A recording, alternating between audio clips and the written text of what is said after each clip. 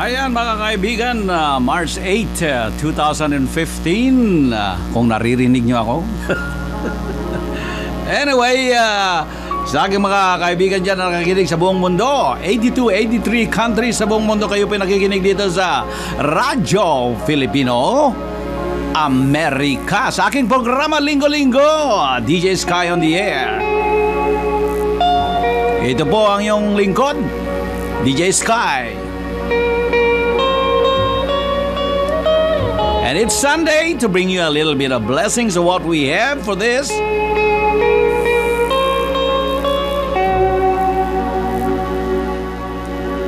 Dear Lord, as I start my broadcast dito po sa Radio Filipino Amerika, to all my worldwide listeners, I ask your goodness to give us the guidance as we go through our daily lives. Give us the courage to make decisions for the common good of mankind. Give us the spiritual strength to weather all undue temptations in our lives. Please shower upon us, my listeners, all the blessings in the hopes to better ourselves. And make us your soldiers of love for one another. Make us the beacon to watch over our families. This we ask in the name of the Lord. Amen. Ayan.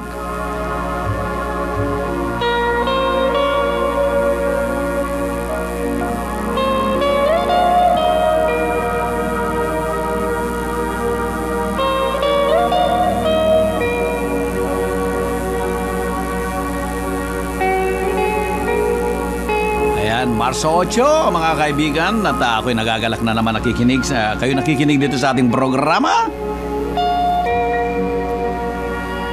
And we have a lot of things, shout-outs dyan sa mga ating kaibigan. And syempre, significance, March 8, we have a lot of things other than the birthday celebrations. This March 8 is a very significant day for a lot of people, for a lot of genders. It is the International Women's Rights Day, March 8. That's approximately about 20 years ago. And that was promulgated by the UN under the sponsorship of UN para sa mga karapatan ng kababaihan.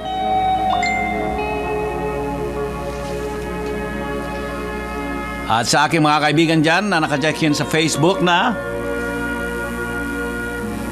good morning dyan sa ating mga kaibigan dyan na nakikinig ngayon dito sa Facebook natin. Siyempre, andyan sila Miss J, si Ver, si Miss Candid Carey, si Flor, si Lou, si Tiori. Sino ba? Make sure I'm not missing anything out there. I'm looking at the window sa aking Facebook. Sino pang hindi ko na-miss dyan? Baka si Vicky of Simi Valley might be out there. Pero, gaya ng ating mga tagapakinig dito, kahit na anong mangyari, tayo'y sama-sama dito sa Deejay SKY on the air.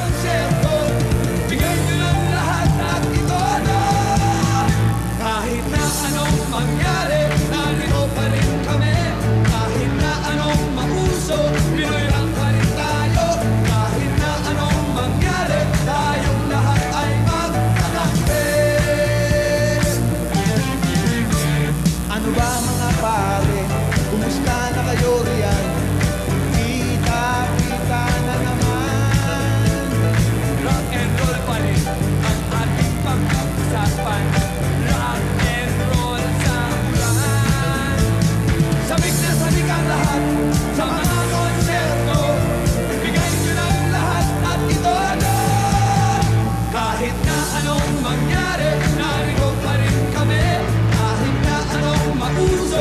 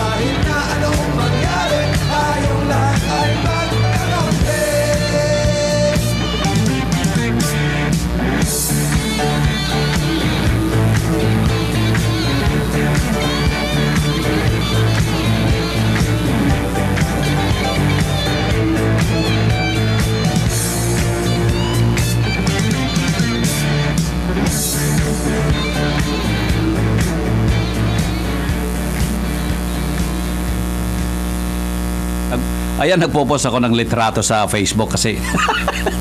Nako. Anyway, ayan muna ating mga kaibigan, March 8 dito sa ating stasyon Radio Filipino America. Dito kami, ang aga-aga kami ni Brad Simi. Dito nag-fishing si Brad Simi kasi kahapon pala nag-fishing siya. Mukhang maraming nahuli eh. Nag-iihaw siya doon sa likod. Anyway, sa ating mga, of course, dito po sa ating programa na linggo-linggo every Sunday. Good morning dyan. Sa chatroom ko ng Facebook, andyan si Hello Virginia. Hello Insan LV. Kumusta na kayo dyan sa frozen state of Virginia? Dito, ang lamig-lamig dyan dito sa amin. Medyo kumisa naiinitan kami. Hot, cold. Pero we're not complaining. Southern California. Dyan sa room natin, nandyan sila Miss J, sila Ver, sila Candid Carey, sila Flor, si Lou, sino pa? Si Teody. Andyan din sa room natin. Kaya binabati ko kayong lahat dyan. At of course, one of my kaibigan from Sacramento is also visiting us in San Diego, si Alvin. Kumusta na? Nakikibakasyon. Andito si Alvin in San Diego, visiting also. Kaya kuminsan naglalakwatsa kami dyan eh. Kung saan kami naglalakwatsa, mga kaibigan natin. Who else is in the room na ganyan? And gaya ng every Sunday, we do have our mga theme questions na mga ganyan. I also let me see yan because I have my ano ang tawag dito. Andun yung yung Dan naka-engage yung OVO ko eh. Yung OVO ko naka-engage. And I just have Lou just checked in sa OVO. If you have one, or you can download OOVO, and then you can join us here. What I have set up right now is if you're an OVO, and I'll bring you up sa room natin sa OVO, and then you can, parang multiple FaceTime ito. So you can bring in multiple people dyan nga and then I have a monitor on my left which you are on the screen, and then the camera is catching everything. So I got me, I got you on the screen, so everybody's gonna be on the recording.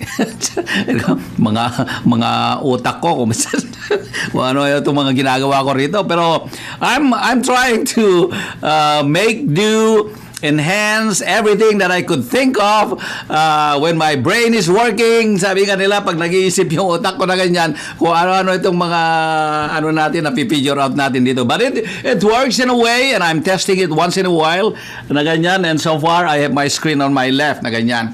Kaya pag, if you can see it on the broadcast on my YouTube, then you're gonna see myself. Huwag kayo magsasawa sa mukha ko. Ganyan. And then I have the monitor on the left, which I have the OVO also on the screen, so you get to capture everyone out there on the screen. And I can switch. I got a switcher here, I got a switcher box, and I can switch from my 3. Ngayon may nakasalang na 3 laptop, so I can switch to any one of them na ganyan. Kaya marami akong options na ganyan para masaya. Sabi ka nila, para masaya syempre. Alam mo naman. Anyway, with the 3 theme questions that we have, like every week, di ba, naglalagay ako ng mga theme questions doon to entice, to excite, to make it worthwhile for you, mga listeners ko na nakikinig sa aking programa, Deejay SKY on the air, na ganyan, nakikita nyo. So, the theme question is very interesting, di ba?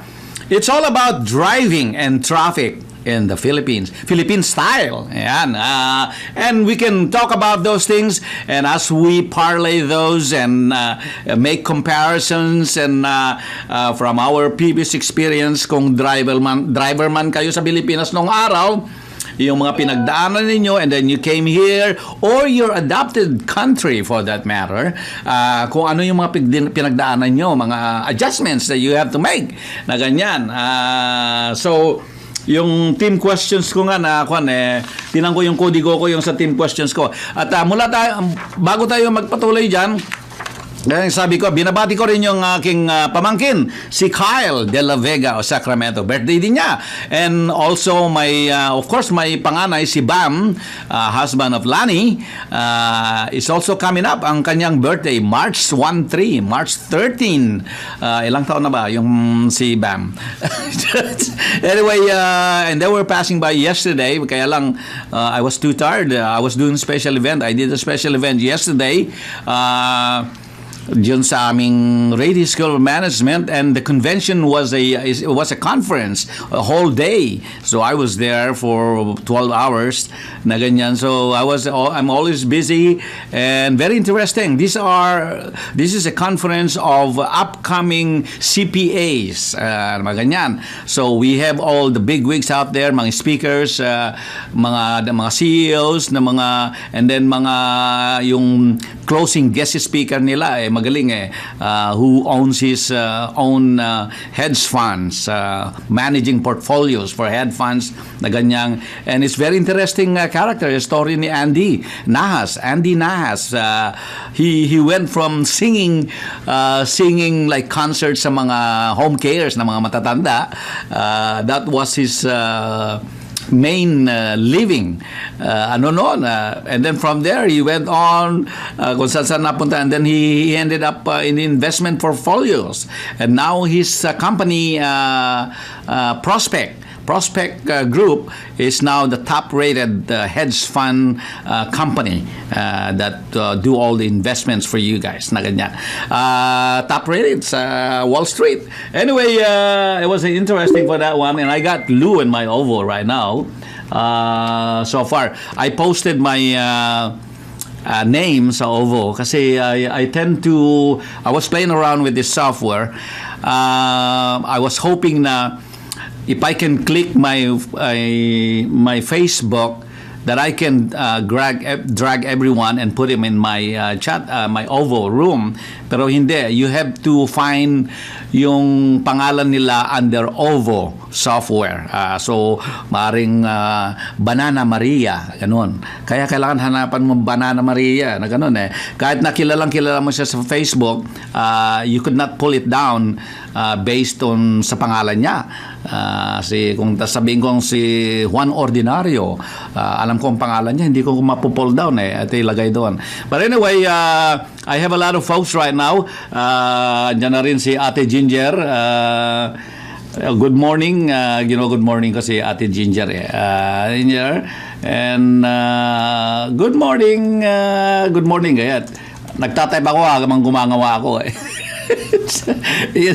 multitasking talaga.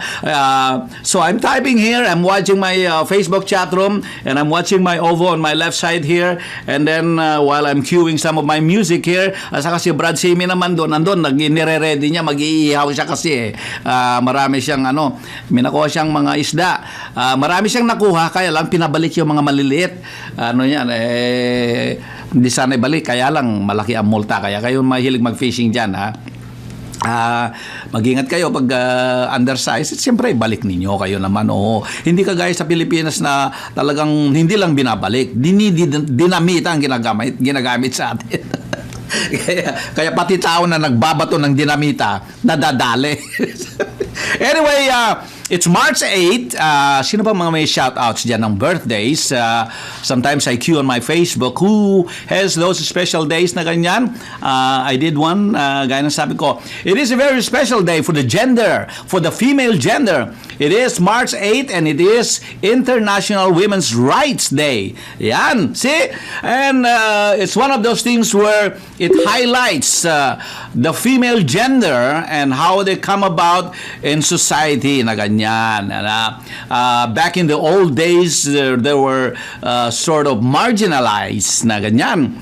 Kaya siyempre, to highlight all that issue na ganyan, they created on March 8th, it's about 20 years ago, sponsored by the UN, I believe, and they created the International Women's Rights na ganyan. See? Siyempre, and all you women out there, stand up, be proud, wear your feathers in your caps, and stand up and deliver, and you gotta be proud who you are. Yan! See? Sino ba nga dito? Ay, yung aking kapatid. Andyan din. Pinabati ko rin yung kapatid ko kasi ayan, binabati ko, nagtatype kasi ako. Good morning sa aking kapatid si Melly. Happy anniversary, happy wedding anniversary nga pala. In fact, they invited me for today. After the broadcast, sabi ko, sure, I'll make it a point and see how's my timeline. Yung timeline ko kung minsan very tight. Kaya kung saan akong ang dami akong namimiss na mga happiness ko minsan kasi sa dami ng aking appointments ko minsan. Anyway, good morning dyan sa aking kapatid. Happy anniversary to you and Ricky. And hopefully, I'll be able to attend or join you guys dyan sa may Mira Mesa. One of those, ay sa simbahan pala nila, sa reception hall ng simbahan nila sa may Mira Mesa. So I should be able to join them right after my broadcast. Sa aking mga nakatakinig dyan sa buong mundo. Magandang umaga, magandang tanghali, magandang gabi. Dyan sa Pilipinas, siyempre gabi na yan nagpupuyat pa sila dyan Hello Miss Candid Carrie, how are you doing? Na ganyan. And it's March 8. Ang bilis ng panahon, di ba? Titingnan nyo, Marso na nung nagngangawa tayo before Christmas pa, dami akong pinapatugtog na Christmas ngayon Marso na. Nako, mamaya spring break na naman. Kaya kayo na medyo nagulo at hindi na-adjust ang inyong mga relo because it is spring, so you have to spring 1 hour forward. Yeah, see? Spring 1 hour forward. Kaya ibig sabihin, kung dating gumigising kayo ng alas 6, ngayon gigising kayo ng alas 5. Kaya yung body clock nyo says, gusto ko ba matulog? Alas 5 ba lang? Anyway, ganun ang nangyayari. Siyempre, kaya yung ang clock ko kagabi, ilang beses kong chinecheck, baka mamaya mali yung mali yung setting ko Mabuti na lang meron akong sa kusina, meron akong atomic clock. Ayan. Kaya kayo na medyo hindi up to date o kaya naiinis mag-adjust ng relo, bumili kayo ng atomic clock. And you can buy that in places like Best Buy or Fry's. The atomic clock will adjust according to the world clock. Yan. It's all automatic. And yan, through radio signal. Yan. Tingnan nyo talaga. Kaya pag may atomic clock kayo, hindi nyo na-worry kung anong talagang dahil mag-tune in yun based on the signal. Parang weather channel yan. So mag-tune in yung atomic clock ninyo, hindi nyo na-worry kung tama yung setting nyo. Hindi. Also, I noticed the iPhone will also adjust automatically. Or mga Android phone nyo, mag-adjust din automatically na ganyan Kaya yun ang kagandahan ngayon ng mga telepono ngayon. Yan, ganyan. So sa mga issues natin, ang dami.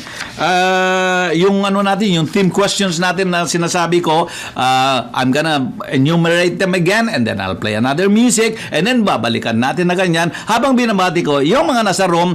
And then again, I posted my name sa OVO. If you can click me or kasi hindi ko alam yung mga OVO name ninyo kaya mahirap talagang pull down ninyo mga pangalan nyo kahit nakilala ko kayo sa Facebook. Unfortunately, even though there is a setting in the OVO na nakalagay doon Facebook friends, clinic-click ko yun hindi mo ma-pull down based nila mga pagkakilala mo sa kanila yan.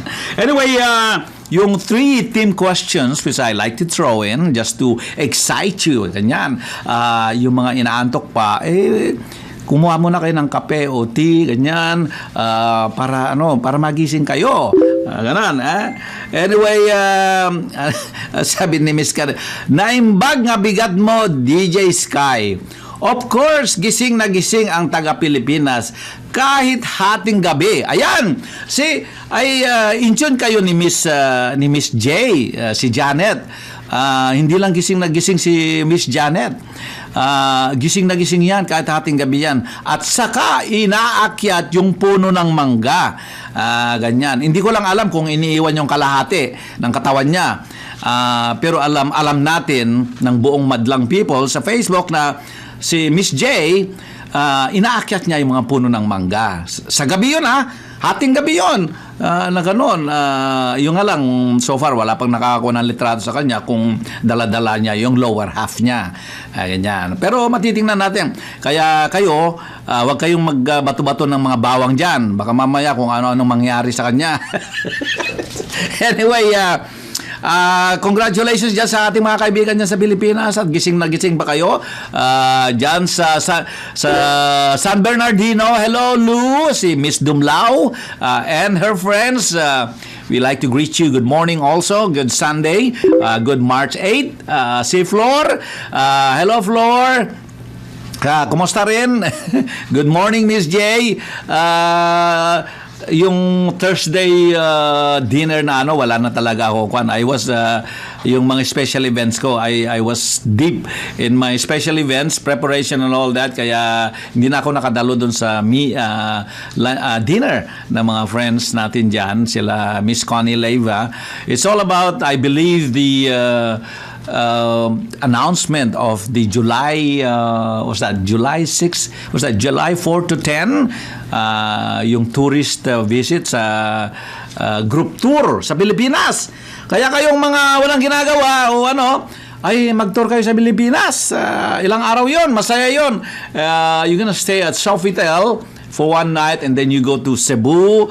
You're gonna stay in some of the hotels there for 3 days, and then you're gonna go to, I think you switch to Shangri-La. Maganda yung Shangri-La doon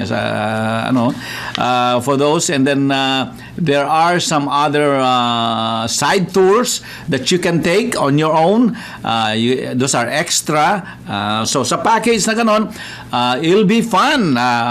So ewan ko kung sino pupunta sa mga kaibigan natin, sa mga tropa natin dito. But anyway, hopefully there'll be a large contingent from our group here in San Diego na mamamasyal doon. Kasi masaya yung ganun And then you have your chances na pupunta sa palace sa Malacanang doon para ma-visit nyo yung yung museum ng PIDAF na maganon. Makikita nyo yung mga souvenirs doon. At least you don't have to worry about any incident on Mamasapano pag pumunta kayo sa Malacanang. I believe it's fairly safe naman doon. Hindi naman kayo pupunta doon sa Maguindanao, kaya you're okay. Sa ating mga kaibigan.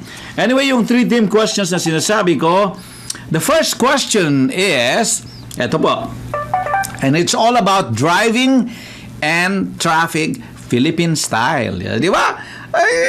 The first question is, describe the so-called Filipino driver in the Philippines. In your own words, anong perception mo, anong description mo, the so-called Filipino driver in the Philippines? Ayan, see? Question number 2, and I'm gonna post this on sa aking chat room sa Facebook. I will type this para hindi nyo makakalimutan. The second is, what are your observations of the traffic in the Philippines? Ayan. So, the first question is, what is your, describe the so-called driver, Filipino driver in the Philippines. And then the second question is, what are your observations of the traffic in the Philippines? Yan. See? And then the pangatlong question is, imagine yourself a member of the advisory committee. Okay? So, for a moment, imagine niyo yung sarili niyo na member ng advisory committee. What are your suggestions for improvement on the traffic and driving issues in the Philippines? Yan! So, halimbawa, just take for granted na kasama kayo, member kayo ng panel ng Traffic Advisory Committee. Now, you have to make recommendations to improve yung mga traffic issues and driving issues in the Philippines. So, what are your thoughts? You can share 1 or 2. Again, there's no wrong and right answer dito sa aking mga team questions. As usual, it is a nice interaction of issues that are sometimes we take for granted, sometimes issues that we rarely talk about, and sometimes issues that we also talk about a lot on the news na mga ganyan, mga trending news na mga ganyan. And then there will be a bonus question on the fourth one. Yung bonus question is kung ikaw ay naging driver sa Pilipinas nung araw bago ka pumunta sa adopted country mo. Ayan. What were the driving adjustments you have to make upon arrival sa adopted country mo? Nung kumuha ka na ng lisensya, halimbawa, umalis ka ng Pilipinas, dati kang driver doon, kung ano man dinadrive mo. Driver ka ng jeepney, driver ka ng bagon, driver ka ng padjak, driver ka ng tricycle, driver ka ng kariton, ganyan. Bago pumunta ka sa New Zealand, dumating ka sa New Zealand, di syempre after a while kailangan mong kumuha ng lisensya, mag-drive, ganyan. O sa Australia, ganyan. What were the adjustments you have to make? And I know for one, if you went from the Philippines to Australia, titingnan mo sa left side mo. Baka masagasaan ka kasi they drive on the other side of the lane. Yeah. Not necessarily on the wrong side of the road, but they drive on the other side of the lane ng road. See? Ganyan. Kaya tayo, kasi sa atin, parang US din tayo na sa Pilipinas, dadrive ka sa right side. Sa Australia naman, yung right side nila, paparating yun. Kaya mag-ingat ka. Kaya yung mga driver, driver's side ng kotse nila, nasa kanan. Tayo naman, nakasanayan natin, nasa left. Ayan. See? So, that is a major adjustment if you go from the Philippines to Australia and start driving in Australia, you have to adjust. Otherwise, you're gonna drive everyone crazy. Ayan. Yun po, yung ating mga paalala sa mga team questions natin. And as I am playing music, I'm gonna type the questions in there. Pero bago ako magpatugtog ng music, syempre, ito muna ang tingnan natin. Tingnan ko yung papatugtog kong ganito na para may salang ko yung music ko. Syempre, yan. I-ready ko na ganyan para masaya. Ayan. And then QQ ko. Anyway, kung kayo po ay nangangailangan ng services sa tax preparation, ito bang tandaan ninyo dahil malapit na naman ang deadline ng tax. Kaya mag-ingat po kayo because you can come here sa General Tax and Financial Services because we offer our listeners free state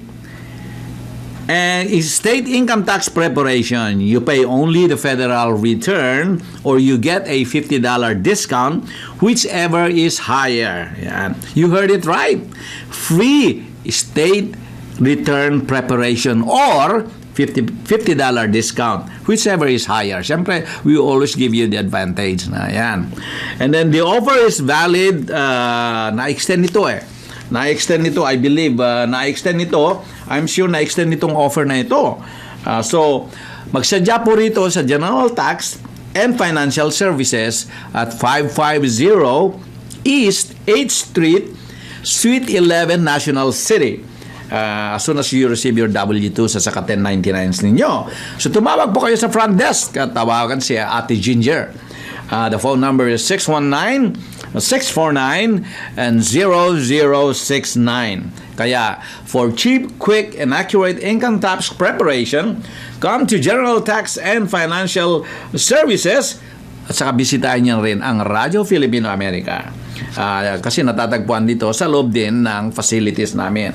So, the highest discount offer will be applied if there are multiple discounts available. So, remember, electronic filing is always free with the tax preparation. Kaya, ano bang ginagawa nyo? Magsadya po kayo dito sa General Tax and Financial Services dito po sa National City.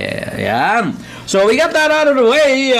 And now we're gonna play a little bit na, ano bang patutugin natin na ganyan na, dead na dead talaga ako sa mga pakembot-kembot mo. Anyway, I'm sure you don't wanna hear my... Ito, and one of my, of course, classic Juan de la Cruz band. Ang himig natin upang tayo'y magsama-sama. Anyway, okay, I'm gonna play, siyempre, dead na dead talaga ako sa mga pakembot-kembot mo. Ayan, kaya magbugi muna tayo. Okay, here we go.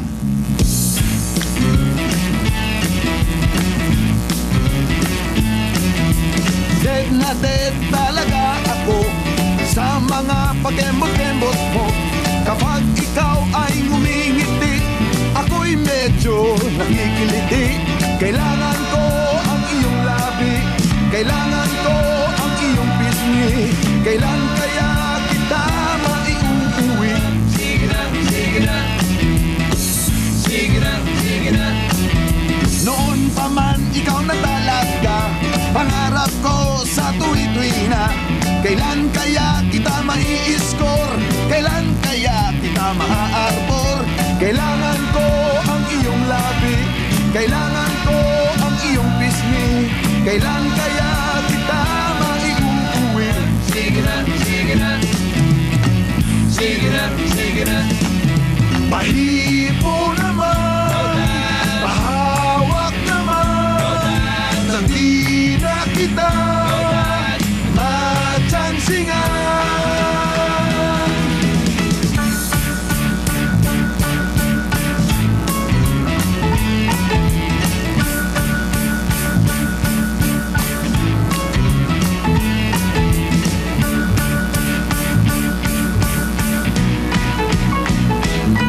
Pag lumakad ka, ika'y nakakatukso, nakakabaliw ang bewang mo. Ako'y nadyadyahin lumapit sa'yo, masyadong class ang mga forma mo. Kailangan ko ang iyong labi, kailangan ko ang iyong pisngi. Kailan kaya kita maiuuwi? Sige na, sige na. Sige na, sige na. Pahipo naman, pahawak naman, nang di na kita matsansingan.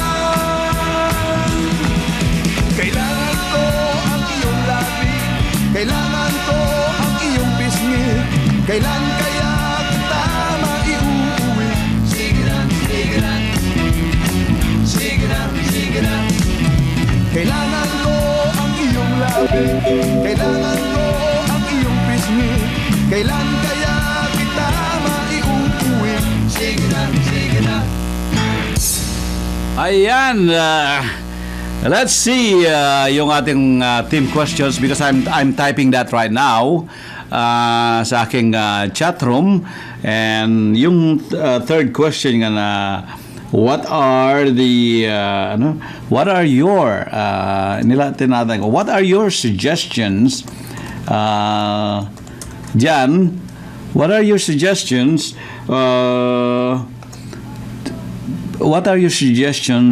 on the issues of improvement? Ayan. Improvement of traffic, traffic and driving issues sa Pilipinas. Ayan. In the Philippines. Yan, tinatype ko sa kwan. So, para hindi nila makakalimutan, you can always go back. Imagine yourself a member of the advisory committee. What are your suggestions on the issues of improvement of traffic and driving situations in the Philippines? Yan. See, ganon. And then I'll give you the bonus question later. Ayan. Sa aking Facebook, I just posted 3 questions. And then there's the 4th one, which refers to sa mga former drivers sa Pilipinas. Na kung ikaw dating driver sa Pilipinas, ano yung klaseng adjustment na pinagdaanan mo nung umalis ka ng Pilipinas at pumunta ka sa adapted country mo. Ayan. Kasi maraming marami ding pumunta ka ng Estados Unidos, you have to make adjustment. Pumunta ka ng Canada, ganon din. Pumunta ka ng Afghanistan, mas masaho lang adjustment mo. Kasi doon, kailangan habang nagdadrive ka, may dala-dala ka ring RPG.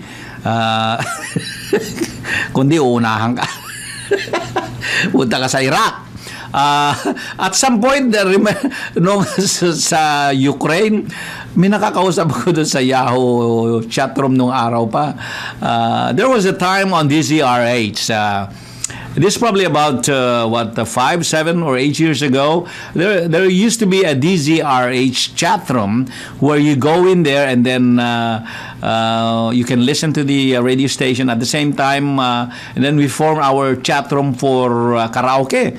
Kakanta ka roon. And then you sing. And this is the world buong mundo. So everybody listens into it. You can check in a room. And then everybody sings their songs na ganyan. So it was one of those social chat rooms you go into just to sing, just to say hi, yung mga ganon. It was not necessarily a precursor to the Facebook. Kasi ano na rin ang Facebook na yun, tumatakbo na rin ang Facebook. But it was basically the same concept. Until Mr. Mark Zuckerberg perfected the whole social media concept ng Facebook. Ayun. Anyway, and also along the I think there's an issue, maraming mga issue na tatalakayan natin I don't know if you read that news na yung asawa ni George Clooney, alam mo din, yung babae, lawyer yun she's a lawyer.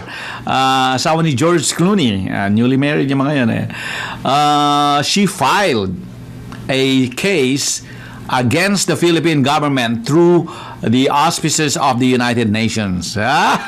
Naku, gugulo sila dyan. Anyway, she filed, and maybe this is a nice way of commemorating the international women's rights na ganyan. She filed the case through the auspices of the United Nations against the Philippine government dahil yung pagka-process, yung pagkademanda kay Arroyo, the former president, si GMA, ini-incarcerate nila. They're not extending her all the yung mga medical privileges na kasi may bone mineral sakit siya na ganon, aside from the other ones, but they're not giving her the benefit of the doubt and not allowing her to seek medical help outside the Philippines, mga ganon. And then a lot of things all rolled into one, questionable. Maganda yung nila.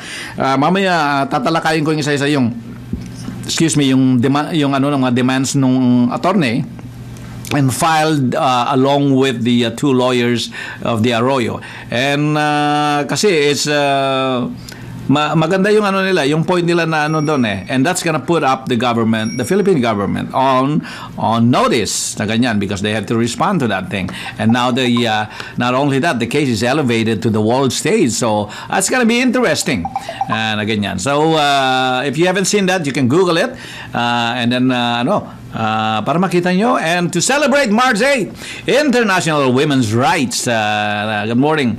Ito, bumabati rin ng good morning si Castillo, si Paul Castillo. Binabati ko habang nagngangawa ako dito. Ayun, binabati ko sa kanya na aking kaibigan. Let me see who I have here directing. Not the messenger. Nagsiswitch yung aking screen. Anyway, I'm gonna play music again. Those things, gather your thoughts, formulate your answers, you share us your first-hand experience na ganyan, because driving is really interesting. We have one in this room right now in Facebook. Yan, may isa dyan na hindi ko pa sasabihin ang pangalan niya. Pero yan, mahilig mag-drive sa Metro Manila. Hindi lang Metro Manila, buong Pilipinas. Mahusay mag-drive yan. In other words, she adjusted really well sa driving style dyan sa Pilipinas na ganyan. There's a good thing about that, and there's a bad thing about that. And we'll see how we're gonna talk about those things. Like I say, come on in and join us dito sa chat room ko sa Facebook. And I got Lou on OVO so far, but I posted my OVO screen name, and I'm gonna type it again kung merong papasok doon para makita nila. My OVO name is, lalagay ko doon, Generaldo. Ayan, tinatype ko para they can search for it. So they can look for me. And then I'll bring you in. For those, I just posted my, and I got Lou. I have Lou so far in the OV room. Kaya tingnan natin kung any takers na ganyan. Let's see. Anyway, dyan kaya yata. And then, ito rin, yung aking kaibigan si Paul Castillo. From mahilig mag messenger ito sa kwan. I'm trying to respond. Good morning, Paul. Ito sa Forest Run siya ang atin na. And then see if I could bring him into sa chatroom ko. Let me see. I'm gonna add him here, Paul Castillo. I have the Facebook chatroom sa ating mga tagapakinig dyan. Mga kaibigan natin. Ito ilalagay ko. Paul Castillo, and let's see if I can add him. Ganyan. Ayun. I just added him on my welcome. Ilalagay ko naman, welcome ka naman. Welcome to my Sky Room. Ayan, Paul, para ma-welcome siya. Ayan. From 4S Runs. Ayun, gano'n yan. Let's see. Anyway, sa ating mga tagapakinig dyan, yung 3 theme questions natin na what is describe the typical or describe the Filipino driver in the Philippines? Ano yung pagkakakilala nyo? Ano yung description ninyo na fitting na sa inaakala nyo? Na ganyan. Also, what are your observations of the traffic in the Philippines? Ayan. Si Lolin, I'm sure, I think Lolin is here sa chatroom because she just came from the Philippines, vacation na ganyan, and she has a fresh outlook when it comes sa Filipino drivers and the traffic sa Pilipinas. Ganyan. So, she can maganda raw magandang tanawin. Ano yan. Anyway, sa ating tagapakinig, ngayon yung bonus question ko, if you used to be a driver in the Philippines, you share us your experience or your perspective or your opinions kung ano yung mga adjustments na pinagdaanan mo once you arrive in your adopted country. Ganyan. Dahil hindi lang naman sa Estados Unidos, yung mga iba pumunta ng Canada, yung mga iba pumunta sa Ukraine, yung mga iba pumunta sa Iraq, yung mga iba pumunta sa Syria, yung mga iba pumunta sa Libya, yung mga iba pumunta sa Saudi Arabia, siyempre. Yung mga iba pumunta rin ng New Zealand, sa Australia, sa Afghanistan, ganyan, sa Hong Kong, sa Japan. Sa Japan, marami ng mga ganyan. I drove in Japan, by the way, when I was stationed there. So I had to learn. So you had to reprogram your brains to drive on the other side of the road. Ganun din sa Japan kasi. They're like in Australia. So ganun. But I think you get used to it. Magaling, I think Filipino drivers are really versatile if you ask me about it. Magaling sila mag-adjust na ganyan. Kaya nung mag-drive ako sa Japan, it only took me, it didn't last, sandali lang yung adjustment mo na ganyan. Kaya sa ating mga tagapakinig na ganyan, ito naman, patugtugin natin. Kasi habang nagdadrive kayo, siyempre, ayan, maganda yung nagdadrive kayo, di ba? Habang hawak-hawak niya ang kanyang kamay. Di ba? Di ba? Yan. Basta yung manibela niyo, huwag niyong bibitawan ha. Hawakan niyo ang kamay niya, huwag niyong bibitawan ang manibela. Minsan madarama mo, kaibigan, ng problema. Minsan mahihirapan ka at masasabing di ko na kaya. Tumingin ka lang sa langit, baka sakaling may masumpungan, o di kaya ako bahagi. Malalaman mong kahit kailan hawak kamay, di kita iwan sa paglakay. Dito sa mundo walang katiyakan, hawak kamay, di kita bibitawan sa paglalakbay.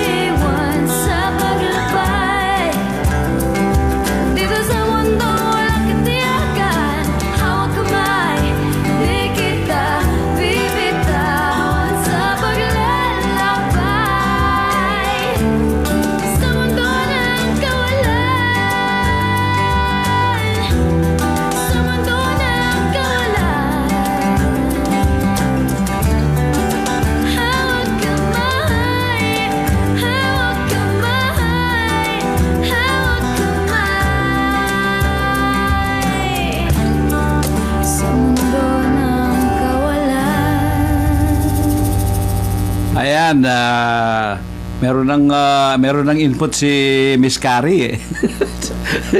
Ayan, si Miss Carrie may input na sa when it comes to driving. Sa mga questions nating number 1, questions nating number 2, inumpisa na niya yan. Andyan na rin si Minda Marquez. Hello, Minda, ating mga kaibigan of Vegan City. Ayan, madami tayo, mga naka-check-in dyan. Hello, Minda Marquez of Vegan City. Si Henry Formoso is also there. Ating mga tropang Vegan City yan. Marami. And then, sino ba yung mga yan? And then may inputs na nga si Miss Carrie for question number 1. Warm up pa lang yan. Warm up pa lang yan, mga sagot ni Miss Carrie.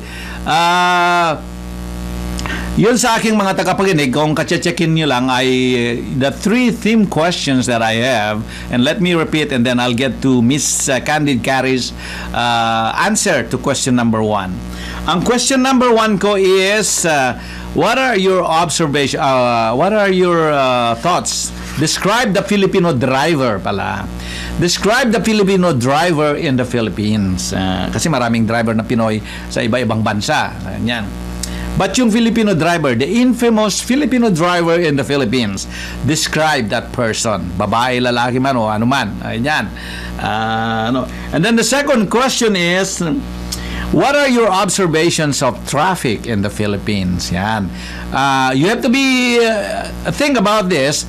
Traffic can be anywhere. Kung titignan mo yung traffic sa Egypt, titignan mo yung traffic sa Pakistan, titignan mo yung traffic sa Hong Kong. So, they all have their idiosyncrasies na ganyan.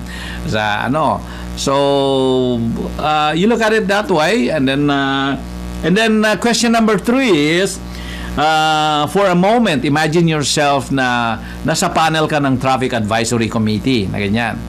Ano yung mga suggestions mo kung meron ka man isasuggest sa gobyerno or sa gobyerno program, whether MMDA o kung sino man, LTO, kung ano man yung mga government offices dyan responsible for those things na isasuggest mo to improve to improve the issues of driving at saka the issues of traffic in the Philippines na ganyan. Ano yung mga suggestions mo?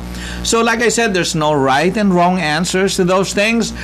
We solicit your inputs, we solicit your opinions, yung mga conclusion ninyo, whether it's based on experience or not, okay lang na ganyan. Because we welcome everyone's opinion here. We respect your opinion and we want you to be a part of the discussion process na ganyan. See? Ayan, habang tayo tinatalakay at marami din tayong mga trending balita dyan sa news. Tinan mo, yung sa likod ko, andun sila, yan nakikita mo. And not only that, I can zoom in. Ayan mo yan. I can zoom in sa ano yan. See? Makikita yung mukha ni Ludon sa room o yan sa OVO so I can zoom in on that screen para makita nyo na see and then I can zoom out para makuha ko kasama rin ako dun sa litrato. Yes, yeah. Anyway, yan ang pinaglalaruan ko dito, so I have little toys out there and I just posted some of the pictures na kinuha ni Brad Simi. And Brad Siming, ang co-pilot ko dito every Sundays, is originally from Davao City, the beautiful city of Davao, one of the most safest places in the Philippines. Ganyan. Kaya bumisita po kayo doon. Huwag kayong magalala. Pagdating nyo doon, pa-escortan namin kayo kay Mayor Duterte. Siguradong safe na safe kayo. Ano ba yan? Yung escortan kayo, ha? Anong gusto nyo? Ang escort niya? 357? I-escortan kayo. Hindi pa kayo kontento. Pero hindi pwede yung 50 caliber na Barat rifle. Masyado naman overkill yun. 357, pwede na siguro. Pa-escortan kayo na ganoon. You're safe because That is official, by the way. Yung sinasabi kong Davao is the safest city in the Philippines. Yes, based on inputs from all yung saka may mga team na pupunta doon, titingnan yung atmosphere ng city na ganyan. Kaya abang pupunta kayo doon, lumipad na rin kayo sa vegan sa amin. Ayan, para makikita nyo. Kaya lang matraffic na rin doon sa amin eh. Kaya the rule of thumb sa nasa vegan kayo, pag pumasok kayo sa city proper, nakakita na kayo ng parkingan, pumarada na kayo. Huwag nyo nang lampasan pa. Dahil pag nilampasan nyo, wala na kayong parkingan. Ganon, katindi ang parkingan ngayon sa Vegan City. Hello, Minda Marquez, Henry Formoso, sa Vegan City yan, mga nakikinig dyan. And then Candid Carey from Quezon City, si Lou sa Rancho Bernardo, sa San Bernardino. Ano ba yan? Rancho Bernardo. That's so many miles. Si Miss J, yan sa, I think Miss J could be anywhere. Rancho Cucamonga or Anaheim or sa Puno ng Mangga. Ayan. Si Ver sa Rancho Cucamonga rin. Ano dyan? Si Flor, sometimes si Flor nasa Rancho Cucamonga, sometimes si Flor nasa Chula Vista. Kung minsan si Flor nagpa-facilitate ng meeting. So she could be anywhere. Yan, busy kasi dyan si Flor eh. Si Tio din naman, naglalakwatsa yan. Pilipinas, lakwatsa yan. Maya-maya, nasa Korea. Ayun, naglalakwatsa yan. Maya-maya, babalik na dito sa Scripps Ranch naman yan. Yan si T.O.D. And hello Don, I don't know if they're back from vacation, pero it's one of those days. It's fun. Nakikita ko yung mga posted pictures niya na ganyan. So maraming mga events, maraming mga ating tatalakay na ganyan. Marami ding mga news because of the tingnan mo yung Mama Sapano, it's going deeper and deeper. Parang anchor yan na binagsak doon sa dagat hinihila na yung mga involved lahat. It's becoming to be a Waterloo for a lot of people. Na ganyan. At the same time, tinitira din si Vice President Binay. Yan, at saka ang buong pamilya niya. Siyempre, alam mo, ganyan tang politika sa atin na kasi papalapit na ang election 2016. Ganyan. So, and as I've said many times before in my program, my advocacy for election 2016 is neither nor, meaning I do not advocate neither any of the candidates nor your favorite candidates na ganyan or your party lines. Ang ina-advocate ko is for the Pinoys to go out there and vote with their conscience, use their utak na bumoto na ganyan at iboto nila yung inaakala nila makakatulong sa kanila, na may pagmamalasakit sila na ganyan. Yun ang advocacy ko sa election 2016. Election Watch 2016. Magkakainitan yan. Kaya napapansin mo, kanya-kanyang tirada yan ngayon. They twist everything na mga ganyan. And of course, the Bangsamoro issue. I've said it before na for now I'm not advocating to shut everything down, but I'm advocating to go line by line, review each item of the Bangsamoro and see what can be done about it. In other words, give it a chance to change or make changes appropriately to each line item dyan sa provisions ng Bangsamoro, because the way it is now sa Bangsamoro, masyadong one way. Kung titingnan mo, yun lang issue na they will create their own commission on audit. In other words, they will do their business as usual kind of thing. Pero ang magsusupervise, sila rin na magche-check ng sarili nila.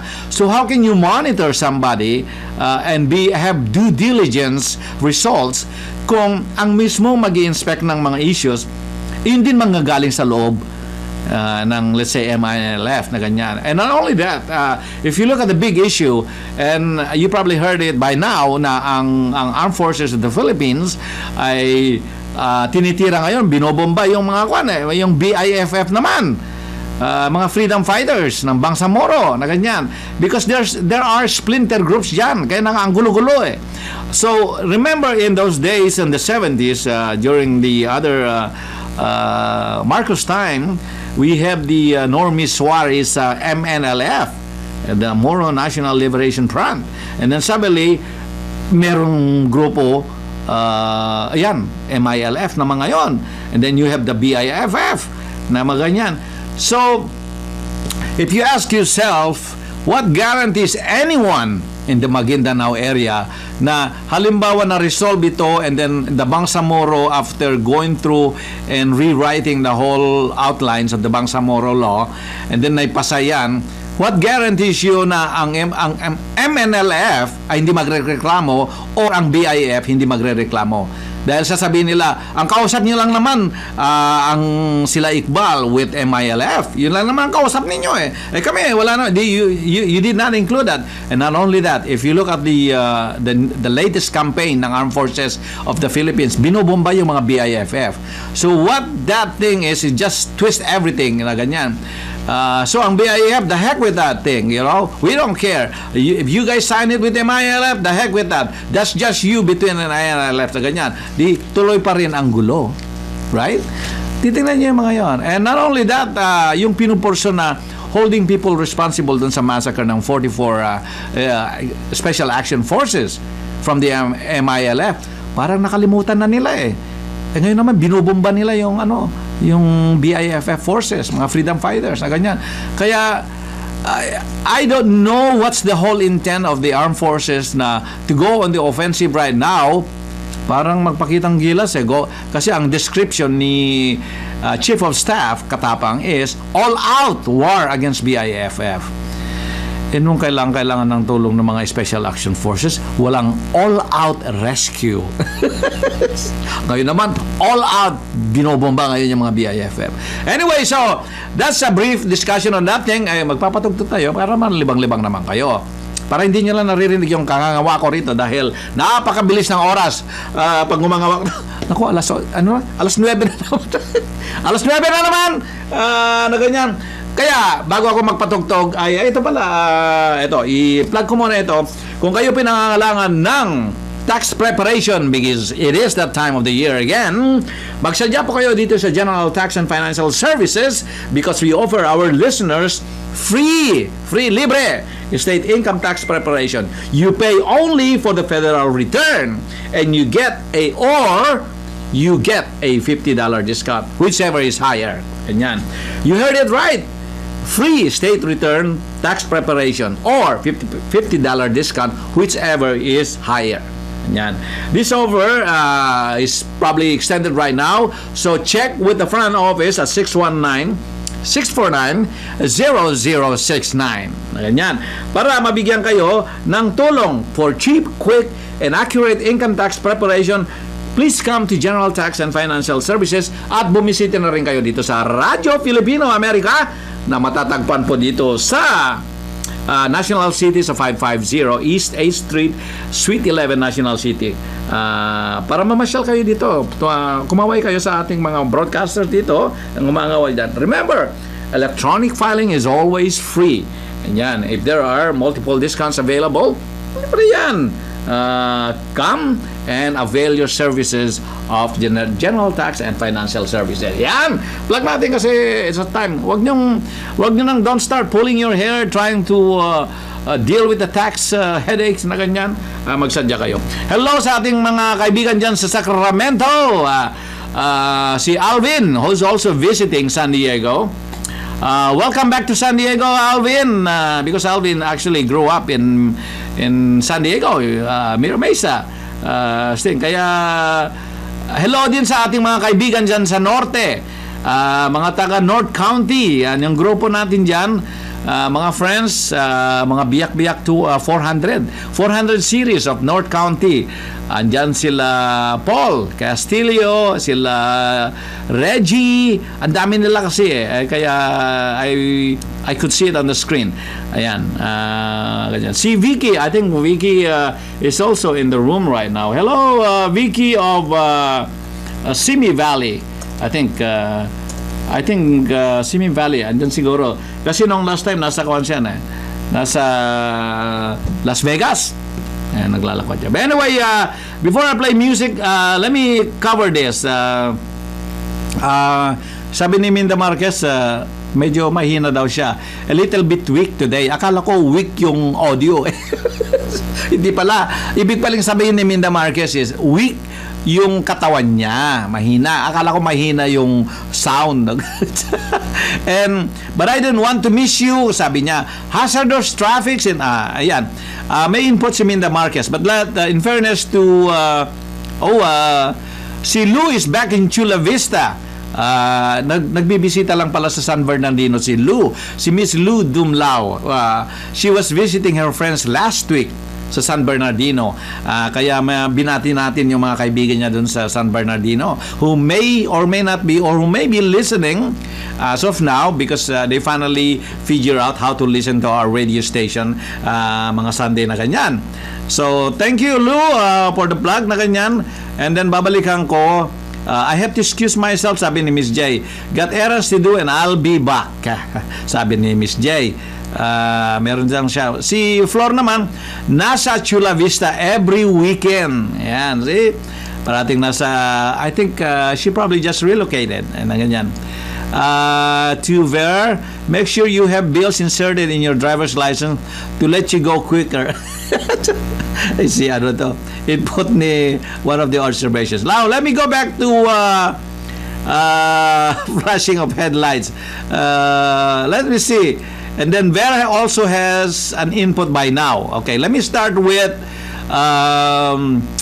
Miss Candid Carey. Ito, may input kasi sunod-sunod na sila eh. Aba, ang iiksi ng mga input ni... Ayun yun. Sabi ni... Maganda rin ang mga input ni Vera. I'm glad they're all in there. Okay, let me start with Miss Candid Carey. Sabi ni Miss Candid Carey, and hello to everyone out there for sharing us your inputs. Sabi niya, answer to question number 1. This is from Miss Candid Carey of Quezon City.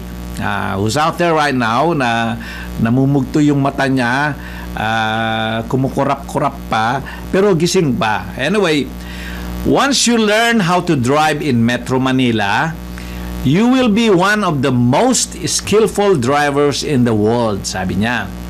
I must say that Filipino drivers are skilled drivers, sabi niya. Skillful in the sense na ganyan, but also near death all the time. Ano yung description niya? Skillful daw ang mga Pinoy na drivers, but also near death all the time. Parang nakabaon parati yung isang paa doon sa pagdadrive na ganyan. Sabi niya skilled but reckless ba? ang ganda nung counterpoint nung ano niya. Skilled drivers ang mga Pinoy but reckless. Undisciplined. Sabi niya, violators of road rules seems very ordinary for them. Ayan. Ibig sabihin, sanay na silang binabiolate yung alam nilang mali. Si tira lang ng tira. Ganyan. If they can get away with it, they will get away with it. Ganon. Parang hindi na ingrained sa driving habits nila. Let's say, bawal mag-counterflow. This like 3 in the morning. Pag walang nakatingin, walang mobile doon, magka-counterflow yon o mag-U-turn. Maraming mga that's a very common traffic sa Pilipinas, yung U-turns, so you have to be careful na ganyan. And then sabi niya, most of the time short-tempered pa ang mga Pinoy mga drivers. That could mean male or female. So most of the time short-tempered, and the reason why road rage happens all the time na ganyan. Biro mo, minsan meron kang makasagupa doon hindi niya tinitingnan yung dinadaanan niya Bigla mo na lang makita yung driver ng jeepney kumakain ng suman. Bising kumakain ng suman, hindi niya tinitingnan yung daanan niya na gano'n siyempre bago hawak-hawak pa niya yung girlfriend niya doon sa tabi niya na gano'n. Habang nakatago siya doon sa gulong, di ba? May gulong doon sa jeepney driver, nakatago doon sa likuran ng gulong yun, na gano'n gano'n. Habang yung girlfriend niya, pinupunas-punasan naman siya nung tuwalya sa kanyang balikat, sa batok, na gano'n. Yung concentration niya, halo-halo. Andun yung girlfriend niya sa tabi niya, pinupunas-punasan siya, kumakain siya ng suman, habang pinipisil-pisil niya, Yung cambio ng jeepney ang ibig ko sabihin. Yung cambio ng yung cambio pinipisil-pisil niya yung cambio na ganoon. Kasi mag-shift siya. Karamihan kasi ng jeepney doon panay stick shift Ayun, mga manual, hindi automatic. Yun ang ibig ko sabihin. Habang pinupunas-punasan siya ng girlfriend niya, siyempre sa batok. Kasi pawis na siya siyempre pinapawisan siya dahil yung girlfriend naman niya naka miniskirt. Doon sa tabi niya na ganyan, hindi niya malaman kung paparada na siya, magbaboundary na siya, or papasada pa rin siya. Siyempre, nababother siya, nawo-worry siya, nakikita niya yung girlfriend niya doon sa katabi niya na ganyan. Kaya nagiinit ang katawan niya. Pinupunas-panasan naman siya ng girlfriend niya na gano'n. Habang kumakain siya ng suman, pati dahon na ng saging, nakakain na niya dahil nawawala yung concentration habang binubusina naman siya doon sa kanto. Kasi naka-red light siya lumusot siya. Siyempre sa kabila naman yun, ganon. Mga sitwasyon na ganon. Reckless driver. Bago sabi ni Miss Carrie, learning how to drive in Manila is not easy. But it's not impossible, of course. Yan. Sabi niya, ang advice niya, you just have to persevere. Ganyan. You just have to learn and experience it to become the best metropolitan driver. Yan.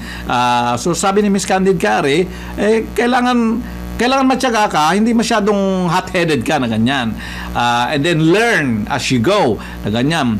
Siyempre, yung paglabas mo palang ganyan lumulusot pa lang yung uso mo, paninambusina sa'yo, na ganun kung mainit ang ulo mo talaga, ilalabas mo yung baseball bat mo kaagad. Wag mo na ilalabas yung baseball bat. Pero, ang kailangan mong gamitin, pag yung first time kang lalabas na mag-drive na ganun, kumuha ka ng earplug. Yun. Kasi bubusinahan ka ng bubusinahan yan Kakaliwa ka lang na bubusinahan ka na naman. Kakanan ka, bubusinahan ka na naman. Lulusot ka, bubusinahan ka na naman na gano'n. Kaya magsuot ka muna ng earplug para hindi yung tenga mo sa ganyan. And then you have to experience it. Sabi niya, lusot dyan, lusot doon na ganyan. Kung minsan, kunting bunggo dyan, kunting sagi rito, para ma-experience mo talaga yung metropolitan driver doon sa Metro Manila. Sabi ni Miss Carrie yan. That's Miss Carrie's input na ganyan. And I might say na kasi si Miss Carrie nagdadrive sa Maynila. pero other than what she just said, ano pa ito? Matalas ito mag-drive. Lumulusot ito sa in between ng jeepney, makikita mo lang yung kunting aninag ng headlight. Lumulusot si Miss Carrie dyan yun sa I could never think paano siya lumulusot na gano'n. Anyway, let me see. I'll cover more, two more. And then sabi ni Miss Manda Marquez, hello, si Paul Castillo pala ito. Hello, Miss Minda. Ito si Ver. Ver also has an input here. Sabi ni Ver, because Ver retired in the Philippines for approximately 7 years after his honorable service sa US Army na ganyan. So anyway, ito ang experience naman niya. So talking from experience, sabi niya, I have survived driving in the Philippines, including Manila, Metro Manila, for 7 years, sabi niya. Unlike in the US, dito, where everyone generally obeys the rules of the road and you can depend on what the other drivers will do. Yeah. So, in the Philippines, it's like a giant madhouse, free for all. Yeah. And I love it. And I love it. Sort of like the Wild West.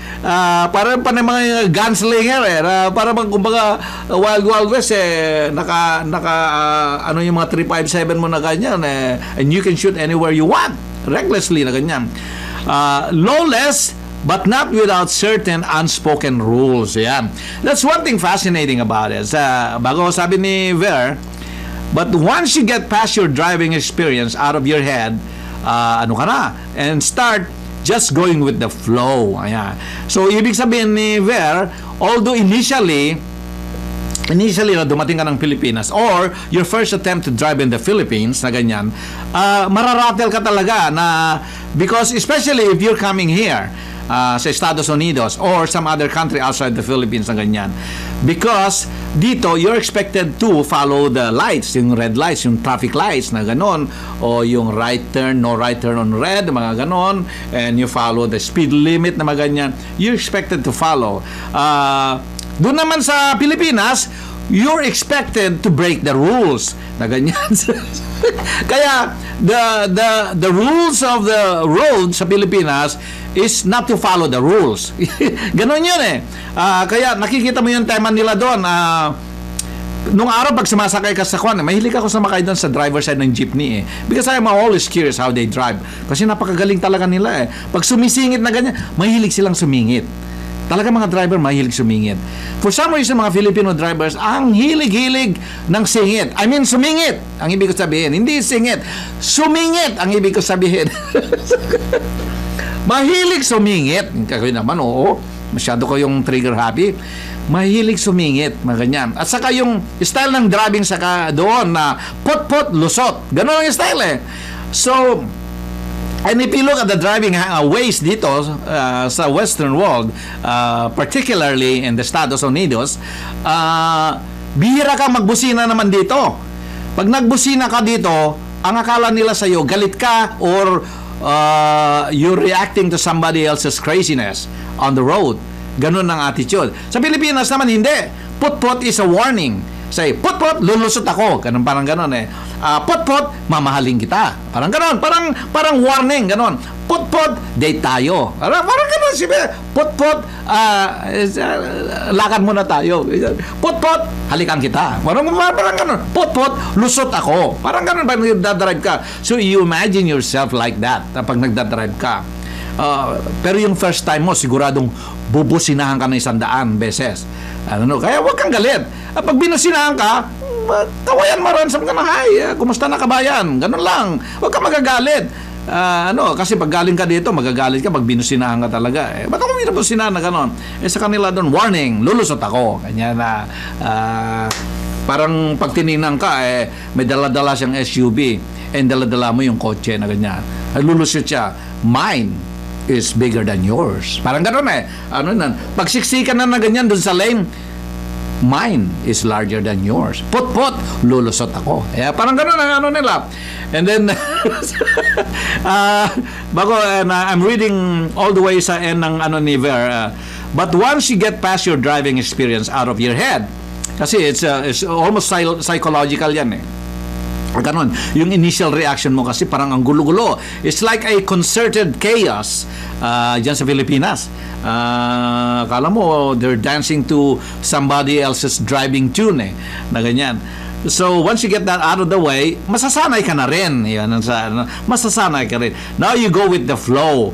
And then you will find no problems. Yung instinct mo, mag-a-adjust na rin. Nare-recalibrate pag nakarinig ka na ng 100 na busina, medyo mag-adjust ka na rin na gano'n. So, driving in EDSA is like dancing the cha-cha. Talagang si Ver, mga analogy niya. Sabi ni Ver, driving in EDSA is like dancing the cha-cha. When drivers go left, you go left. When drivers go right, when they go right. So, parang follow the leader, parang gano'n. So, pakiramdaman mo lang and just be an expert in anticipating yung mga vehicles around you. That is true. Alam mo kung minsan, yung somehow, yung first initial driving mo sa Pilipinas and for all practical, you don't consider yourself yet na batido na Filipino driver. Talagang you go through a lot of adjustments talaga na ganun. Tinitingnan mo ngayon, siksikan, and not only that, let's say you're going through a road, apat na lanes. Ba, yung apat na lanes, ilan na nakasiksikan? Pitong sasakyan, nakaganon, parang ipit-ipit. Para ba yung abaniko o kaya yung banig na they're weaving yung nag-weave na ganon, siksikan na ganon. But the amazing thing about it, and Westerners are really amazed at this, is tinitingnan mo ang gulo-gulo ng traffic, nagkakatenga-tenga, nagsisiksikan, and yet dumarating sila from point A to point B. Gagaling. Bago cool ang mga drivers na ganon. But for the Westerners or a passenger na Westerners, na lalo ng mga kanon na ganyan, kikita mo napapaapak ka yung pag nasa harap ka, akala mo mabubunggo na, pati ikaw nagpepreno, itinutulak mo na rin yung paa mo dun sa sa wall, firewall nung suelo ng jeep. Yung mga ganun pakiramdam na ganun. At sa makikita mo ang jeepney driver sa atin, multitasking. You have to appreciate that ability ng mga Filipino driver. Mabayad. Let's say 15 passenger yung yung jeep niya, or 20, 10 on 10 ang magkabilaan. Ganun. Siksikan, lalo na pag high school, university belt. Siyempre, mamabayad, ganyan. Mamabayad, mga ganyan. Habang tumutugtog yung boombox, may 8-track machine pa siya doon. Tumutugtog yun. Kasi sa kanya, nung araw, di ba, and this is the 70s by the way, kikita mo yung mga 8-track, bala niya doon sa windshield. Halos hindi na makita yung daan, pero looking good siya Looking good siya because what it shows, and you have to learn that mentality, that culture na the more na nakalagay yung mga 8-track noon doon sa araw, doon sa mga jeepney, at saka marami siyang mga speaker at saka kumakabog-kabog, mas gusto ng mga college students.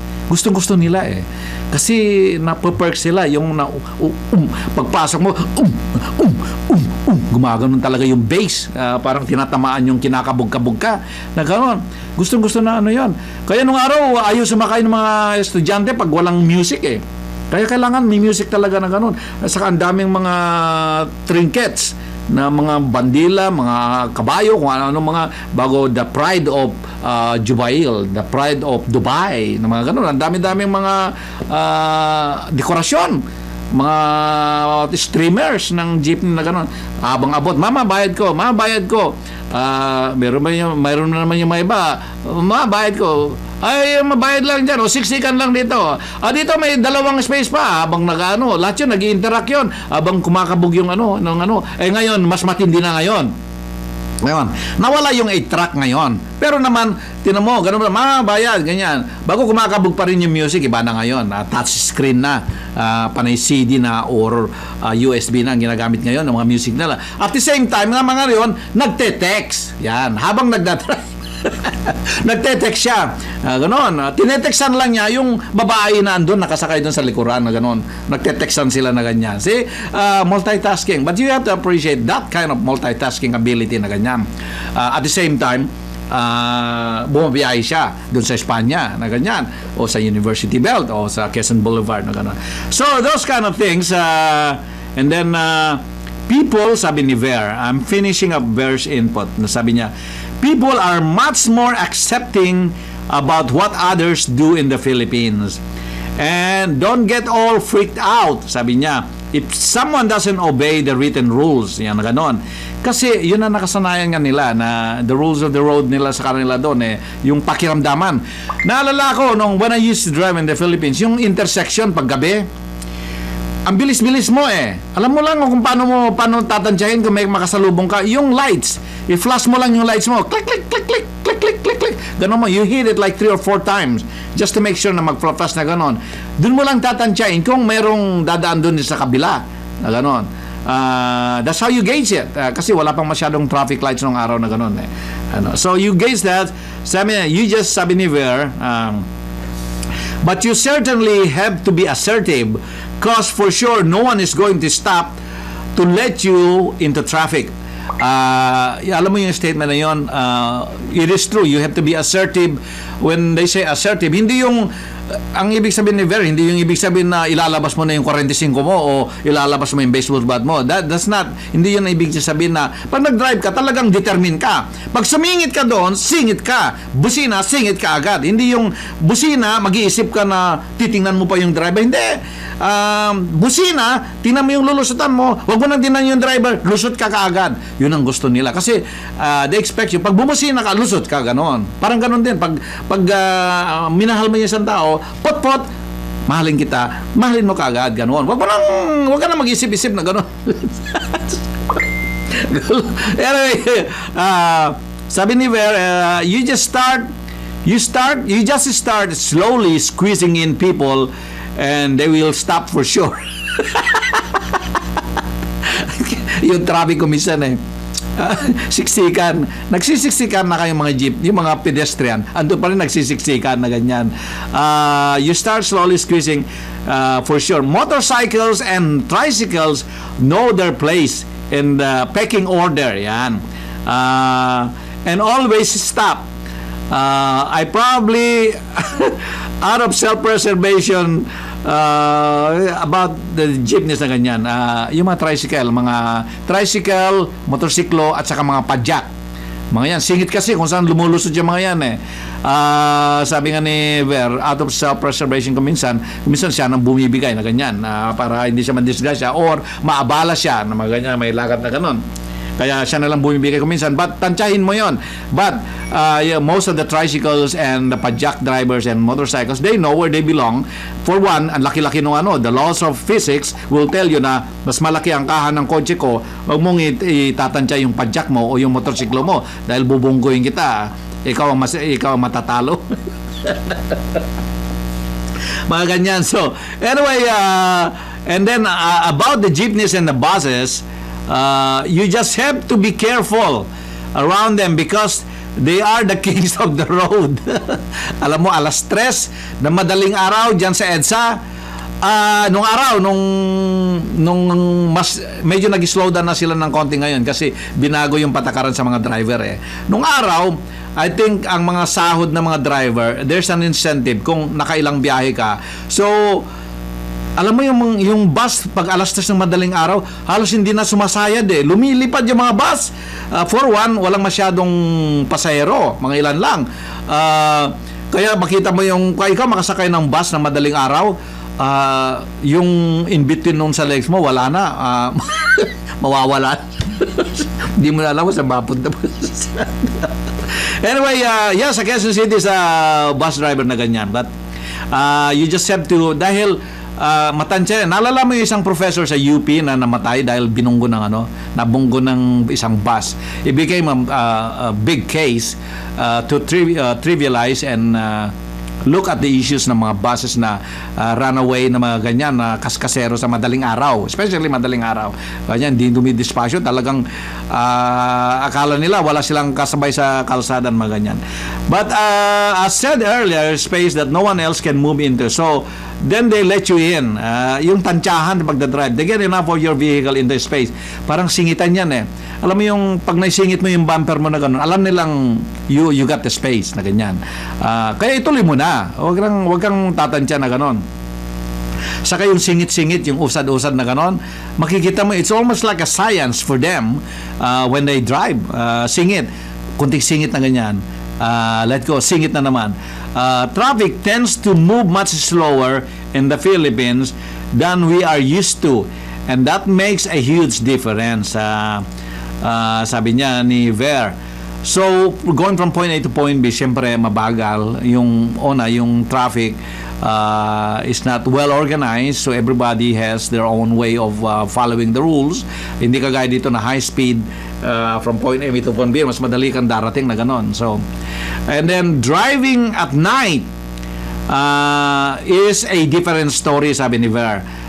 Especially on a 2-lane highways. You really have to have a good set of eyes for nighttime driving, sabi niya. As the roads don't have safety reflectors. Yung mga yung ini-invento nilang may reflectors na bolt o dun sa daan, makikita mo yung lane separation ninyo ng oncoming saka head-on na ganyan. Wala sa Pilipinas sa mga ganon. Kung minsan sa outside, sa kanan mo, sa gutter, there's no linya. Kung minsan walang marker doon. Hindi mo alam kung may kakanal ka o hindi. Na mga ganon. So those things you have to pay attention.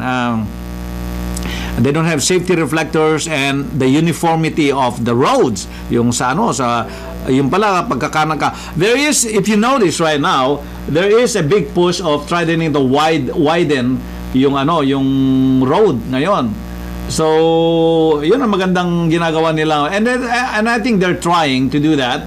Although it's a very tedious kasi nga ang dami from Manila to all the way to Northern Luzon na ganyan. And then sabi niya, at saka you have to pay attention pag nagdadrive ka sa gabi, yung pagpa-flash nila, pag-overtake nila, mahiling mag-overtake na mga ganyan. And you have to adjust with the headlights, with some driving without them, or missing one, and you be careful of the dogs. Mag-ingat kayo. Yung mga, I'm still fascinated with the dogs. In fact, I took a lot of pictures of those things. Kaya pag nagdadrive, pag napasahero ako sa Pilipinas, and believe it or not, I used to drive in the Philippines. I think I started driving when I was 16 or 17. And you asked me, how did you get a driver's license? But that's another story. So I neither confirm nor deny. Yung ganyan. So that's another story when it was still LTC. Ganyan. But I started driving 16, 17 na ganyan. And yung mga aso, sanay na sanay yung mga aso eh. Kahit na iilad-ilad yung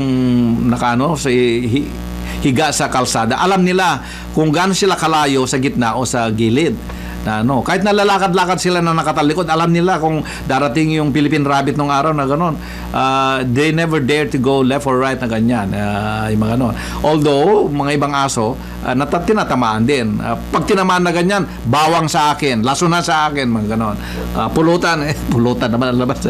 Anyway, that's the input from Ver, and thank you for the input. And I have Floor's input coming up next. But before we do that, syempre magpatugtog muna tayo. Tingnan natin kung anong patutugtugin naman natin dito. And sabi nga nila ay driving and sa Pilipinas ay talagang very interesting. But tingnan natin, and I'm looking at my selection right now, which ones dahil ikaw. Tingnan natin kung dahil nagmamahal, ang daming mga dito. Anyway, kung kayo ay umuwi po ng Pilipinas, tingnan ninyo yung mga driving style dyan. Pag-aralan ninyo rin yan. Yan.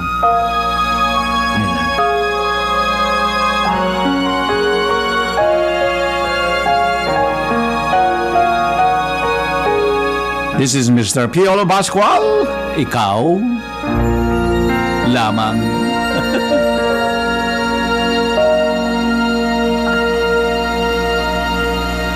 Ikaw ang pangako, taglay ng isang bituin, tanging pangarap sa Diyos ay hiling makapiling sa bawat sandali.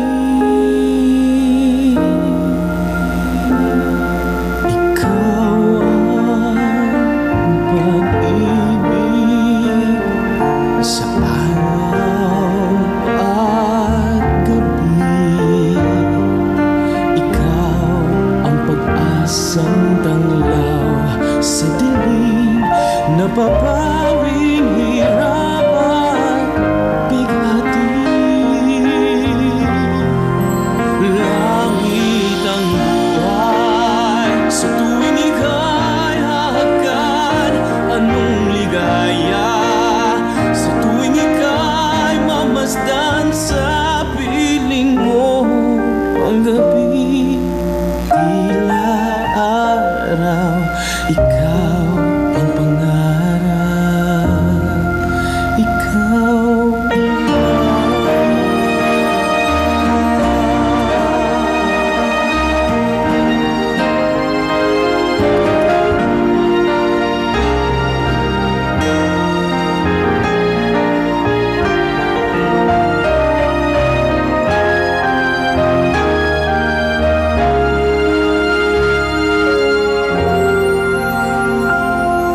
Ikaw ang pag-ibig sa araw at gabi.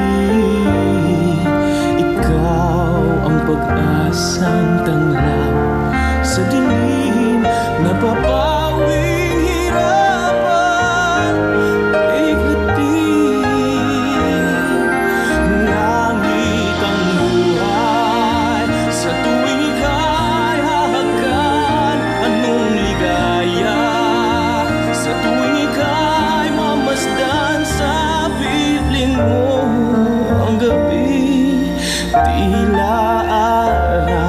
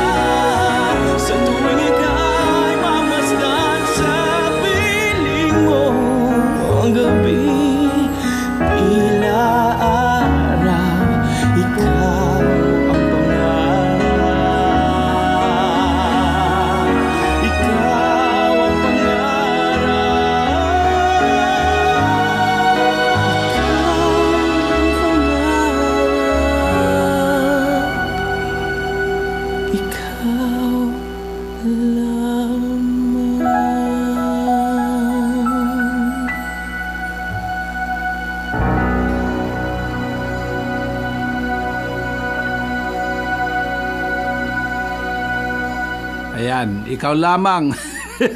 Ikaw lamang ang lulusod dyan sa kalsada na yan, sa ating mga tagapakinig dyan sa ano. Very interesting. Maraming mga input, and I was just scanning while I was listening to the music sa ating ano kanina. Maraming mga input talaga eh. Magaganda yung mga input ng mga kaibigan natin dyan. Very interesting. And let me scroll back sa ating programa niyan. Maganda yung mga ang susunod. We just covered Ver's input na ganyan. Meron pa siyang isa, and then I'll cover the other one here. Si Miss meron pang isa si Miss Carrie na ganyan. And you have to be careful, sabi nga ni Ver, yung mga aso, sabi naman ni Lo hindi lang mga aso, yung mga baboy, yung mga alaga nila, kasi that's near and dear to their heart. Pag namatay yung baboy, nako, inaalagaan nila yan eh. Ganyan sila mag-raise ng mga baboy sa atin, mga self-supporting. Yung mga aso, mga scholar yan eh, mga self-supporting mga yan Kaya doon lang sa kalsada nakatira yung mga ganyan. Sabi naman ni Ate Flor, ito si Ate Flor, sabi nga ni Ate Flor, itong Filipino, si Miss Flor Viloria, who is in Chula Vista right now. Okay. Hello, Ate Flor, how are you doing dyan? And I'm watching my audio just to make sure I'm not distorting. Ano yan. So anyway, thanks for the feedback time and again when I see you on the screen dyan. Sabi ni Miss Flor Viloria, Filipino drivers are like Mexican drivers. Matindi talaga mag-describe si Ate Flor. Anyway, Filipino drivers are like Mexican drivers, sabi niya. Crazy, sabi niya. Well, crazy, sabi niya. There are no such thing as traffic regulations, sabi niya. They have guts, although they have guts, sabi niya, because they can squeeze themselves in no matter how tight the space is. Yung sabi ko, Ate Flor, na singit, mahilig sumingit na ganyan. Well, like Pinoy na ganyan. So, siguro may mga experience si Ate Flor dyan sa Chula Vista. Dahil marami tayong mga Mexican brothers and friends dyan. Siguro marami siyang experience dyan na habang nag-drive sila, medyo kuminsan nakakipagsingitan kay Ate Flor na ganyan habang kumakain ng burrito na ganyan. Pinagsasabay pa kuminsan burrito sa habang kumakain ng taco at saka tinatako yung girlfriend na gano'n.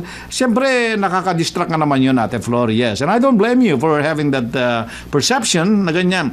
Kaya mga Pinoy drivers dyan, parang mga Pinoy din na mga crazy drivers. Ayun. Siguro na ganyan. But like Candid Carrie was saying, Ate Flor, she is also inviting you sa Pilipinas, gaya ni Ver na nag-drive din ng 7 years doon. Ini-invite kanila na you give it a try sa Pilipinas. Mag-drive ka. Subukan mo. Pero bago ka mag-drive, checkin mo muna yung life insurance mo, checkin mo muna yung survivorship mo, yung next kin mo, checkin mo lahat yun. Sigurado yun, para hindi masyadong magulo, para wala ka masyadong hinaala, and then you wear earplugs. Ayan, para bubusinaan ka nila. Ganon. And then mag-wear ka ng, siyempre mag-sunglass ka. Ayan. Naka-sunglass ka. Kailangan naka-sunglass ka para hindi ka nila masyadong makikita. They give you that piercing look pag nagdadrive ka na ganyan. Kaya yun ang sabi ni Ate Flor Viloria from Chula Vista na they're like mga drivers dyan sa Chula Vista. Na ganyan. There's no such thing as traffic regulations na ganon. Kaya kung ano-ano na lang ginagawa. Kaya nagkagulo-gulo. Yun, ang sabi ni Ate Flor, how tight the space. Pero precision driving yun, Ate Flor, sa Pilipinas. Precision driving yun eh. Close tolerances eh. Kayang-kayang sumingit doon. Na ganyan. Ganyan din sila magmahal. That's how tight they are. Kung magmahal talaga, very tight. Na ganyan. Siyempre, sabi ni, there's another one from, I'm scrolling through the inputs. Dito sa Sky Room is another one from Ver. When it comes to driving issues na ganyan, sabi niya you have to be aware of the flashing headlights. Itong headlights, day or night, ito it doesn't matter whether you're daytime or nighttime. Hindi uso ang running daylight sa kanila, although the new models ng mga SUVs have running daylights now. Na ganyan. Because the concept of running daylights, by the way, was actually affected here dito sa Pilipinas, dito sa Amerika, sa Estados Unidos. Kasi yung running daylight concept is when you're, imagine yourself, you're driving in the desert. Let's say on Highway 110 or some out there in the boonies. And you're driving, yung isang stretch is about 20 miles, makikita mo. Yung sasakyan, pag malayo pa, halos hindi mo makita pag walang ilaw kasi especially during the day. This is like say 1 in the afternoon. Pag nakikita mo yung ang makikita mo lang parang yung flimsy na parang mainit. Alam mo yung nag-emit ng heat yung road, nadidistract ngayon yung image ng sasakyan na malayo pa. Kaya sa tingin mo, pag malayo ka, and not everyone is like 20 years old driver na malinaw ang mata. Meron ding mga well-seasoned na mga driver na mga 75 and 80 years old. Nakasalamin sila, syempre, nakasunglass pa. Ganon. Habang daladala nila yung reading glasses nila, may daladala pa silang microscope. Ganon. Sa malayo yun, hindi mo makikita yung sasakyan kasi. Now, when you have the running daylight, naka-on yung headlight, malayo pa, makikita mo na. So that is ample warning for you for the oncoming traffic, especially for state highways, not so much on the freeways, which is a separated driving area. Sa highways, head-on at saka ongoing. Sa two-way, ganyan. Kaya, to avoid any head-on collisions at the last minute, ganyan. During daytime ito, kaya running daylight, the RDLs. Kaya nila they enforce that one. Now, especially with the proliferation of LED lights, napakaliwanag ng LEDs kung makikita mo talaga, malayo pa lang, makikita mo na, ganon. So, kaya kung makipag-date kayo, pwede na rin kayong gumamit ng running daylight nilalagay sa noo. Para pag malayo pa kayo, makikita na kayo nung ka-date ninyo. Ang tawag naman doon, running date light. Yun. Iba naman yung running daylight sa kotse. Ito naman, pag makipag-date kayo, para pag malayo pa kayo, doon sa luneta, makikita na kayo dahil naka-running date light naman kayo. Running date light, yung LED, malayo pala, nakikita na kayo. Andun yung friend ko. Andun yung soulmate ko. Andun yung match, yung nakita ko sa match.com, na ganyan. Kaya malayo pala, makikita na kayo. Nasa Lawton kayo. Nakatago kayo nun sa mga damuhan. Malayo pala, makikita na kayo. Na ganon. Yun ang kagandahan naman nun. Kaya lang hindi ko alam kung saan nga bibili noon. Maring dyan sa tabi-tabi or sa Amazon.com. Ayan. Yan. Yun naman, running date light. Para makita nyo yung ka-date ninyo. Ngayon, siyempre, pag nasa Chinese Garden na kayo, nasa Luneta na kayo, i-off nyo naman yung RDL ninyo. Lalo na sa gabi. Nakaka-distract naman kayo doon sa mga kapitbahay nyo na gugulong-gulong doon. Iba namang klaseng driving yun. That's driving crazy. Driving someone crazy naman doon sa mga talahiban doon. Ibang naman, that's another eksena yan. Kaya balikan natin yung sinabi ni Ver na sabi niya, because when you flash your headlights, it means you're giving the way. Kung sino maunang mag-flash ng lights, siya ang maunang lulusot. Let's say you're tumatakbo ka sa CTEX o sa highway na ganyan. Kung sino nag-flash, nag-overtake siya, that means mag-overtake siya. Also, pag tumatakbo kayo, biglang papasok, mag-overtake yung kasalubong mo, flash siya kaagad. Ibig sabihin, mag-i-slow down ka rin.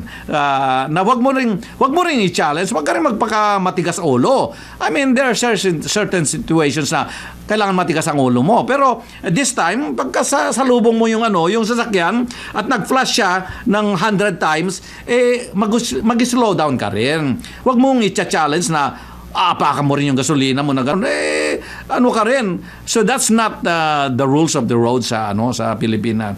Flash na ganyan, slow down ka. Bigyan mo siya ng chance na maka-merge uli, makabalik sa lane niya. Yan ang mga Kaya, yung first time mong tumakbo from probinsya, from Manila to, let's say, Vigan City, na gano'n, first few times mo na gano'n, magkita mo yung plus, iniisip mo, kaya makakalusot kaya siya na ganyan? Parang gusto mong sumigaw Gusto mong kumapit na ganyan. Kaya kung may katabi ka, okay lang. Kasi katabi mo yung girlfriend mo, di kapitan mo yung girlfriend mo, pisilin mo siya. Pag yung flash niya yung ilaw, bago alanganin, di kapitan mo yung girlfriend mo, pisilin mo yung girlfriend mo naman, ganon. Bakit? Siyempre, titingnan ka ng girlfriend mo, ba't mo ako your girlfriend is gonna give you that look na, ba't mo ako pinipisil na ganon? Siyempre, mo yung nguso mo doon sa headlight na gano'n. Bako sabay pisil sa kanya. nakachancing ka pa, di ba? Then, tuloy uli ang ligaya, bibiyahe kayo. Di ba ko, magtulog-tulugan ka ngayon, mag-antok-antukan ka, kunwari, sasandal ka naman sa balikat niya. Di okay na okay, di ba? See, those are the benefits ng driving in the Philippines na ganyan. So, tapusin ko yung input ni Ver na, so, when you flash your lights, you be careful kasi yung misis niya, the late Linda, rest in peace, na ganyan, nag-flash, akala niya, they're giving way to her. Kaya lumusot siya, siyempre, you're in a collision course na kasi nga, nag-flash siya, I'm coming in or I'm lulusot ako, ganyan. Kaya pag may nakita kayo doon sa kadate nyo, pag nag-flash siya na ganyan ng puso niya, alam mo niya na ang ibig sabihin noon. So, whoever flashes first, siya ngayon ang darating na ganyan. So, you give way naman. Kayo naman talaga kasi ang gulo-gulo nyo so, wrong assumption na ganyan. So, you have to be careful. So, when someone flashes this headlight, it means to get the hell out of your way. Or get the hell out of his way or her way na ganyan. So, because the first one to flash is the first one to go. Yan. See? Ayun ang tawag nilang FIFO. Flash in, flash out. Hindi, first in, first out yun. Anyway, and then I'll mention this and then I'll go to the plug muna natin yung ating General Tax and Financial Services. Si Miss Lou Dumlao, let's see. Sabi niya, ingatan nyo yung mga baboy dyan, yung mga self-supporting na mga scholar, na mga baboy dyan, natatabi-tabi dyan sa kalsada. Huwag nyo tatamaan. Dahil pag tinamaan nyo yan, kukobrahin kayo. Pag buntis, kukubrahin pa pati yung pagbubuntis ng kwan. Let's say, may 6 siyang dahil in-ultrasound na yung baboy na nabunggo nyo, buntis, in-ultrasound nila, may 50 laman na na sa butsi niya, buntis pala siya ng 50, babayaran nyo ngayon, times 50 ngayon yung charge sa'yo. Na kayo, kaya mas malaki ang babayaran ninyo. So, kaya mag-ingat kayo. At saka another advice ni Lou is make sure you have bills inserted in your driver's license to let you go quicker. Ayun. Ang tawag nila doon, kailangan ng padulas na ganyan. Para may pangbili ng halo-halo. Para makihalo-halo kayo. Kasi na-stop kayo nung si Miss Poging MMDA na ganyan. Siyempre, ma'am, ganyan, nag-right turn kayo. Sabi niya, right turn kayo, ganyan, bawal ho dito, ganyan, o wrong lane na ganyan. Ikaw, patingin ang lisensya nyo, ganyan, ganon. Siyempre, bibigyan mo rin yung lisensya mo. Ngayon, yung mukha mo, takpan mo na yung naka-insert na ganon. And then, let it play in there, titingnan mo. Pero mag-ingat ka lang, dahil siguradong meron naka-on na iPhone somewhere, na may nagmo-monitor doon sa second floor, doon sa may Maxim. Sa Recto, o kaya doon sa may Luisa and San, sa tapat ng Philippine Rabbit, meron pala nag-iPhone doon. Kinukuhanan yung MMDA. Kaya mag-ingat kayo ng mga ganyan. Anyway, that's one of my experience. Seated next to the driver. Si Lou. Si Miss Lou Domlao, meron ba lang experience na ganyan na kaya mag-ingat dun sa mga baboy, mga ganyan. Saka yung bills inserted dun sa driver's license. Now, I don't know exactly paano yung gagawin mo dun sa bills na yon. Ganyan. Yun ang experience ni Lou nung nakaupo siya sa tabi ng driver. Bang swerte naman ng driver na yan.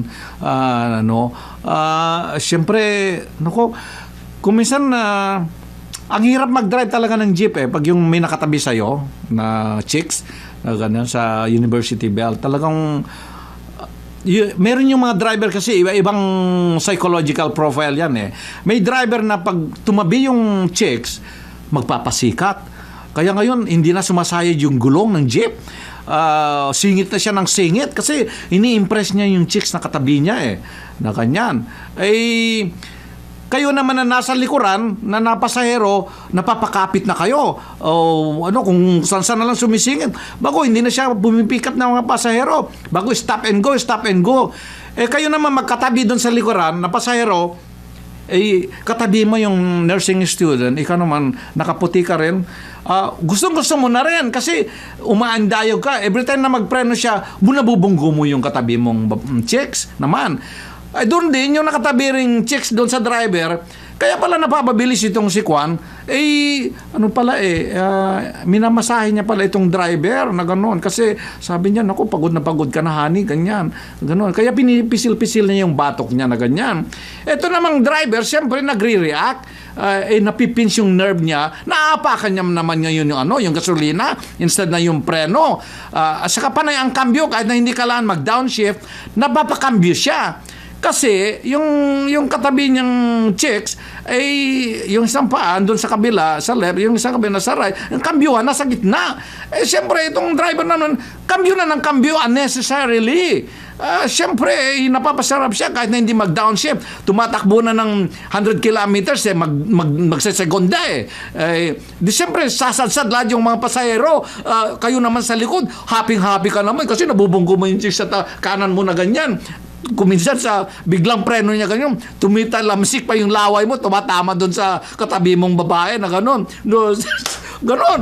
Kaya, and then, maraming love stories just because of those. Kaya, that's all part of the Filipino drivers na maganda. Mga jeepney drivers is a world class in their own. Kaya titingnan mo, papansinin mo yung mga pasahero dyan. Ayan. Meron din yung mga, halimbawa isang estudyante, naubusan siya kasi nagpula-puti siya. Naubos ang pera niya na gano'n. Sa likod, sa kapipreno naman ng kwan, kunwari, maghuhulag siya ngayon ng bato doon sa Flora. Siyempre, may yung bayad ko, nahulog doon. Tumilapon, pumunta doon sa ilalim ng upuan niya.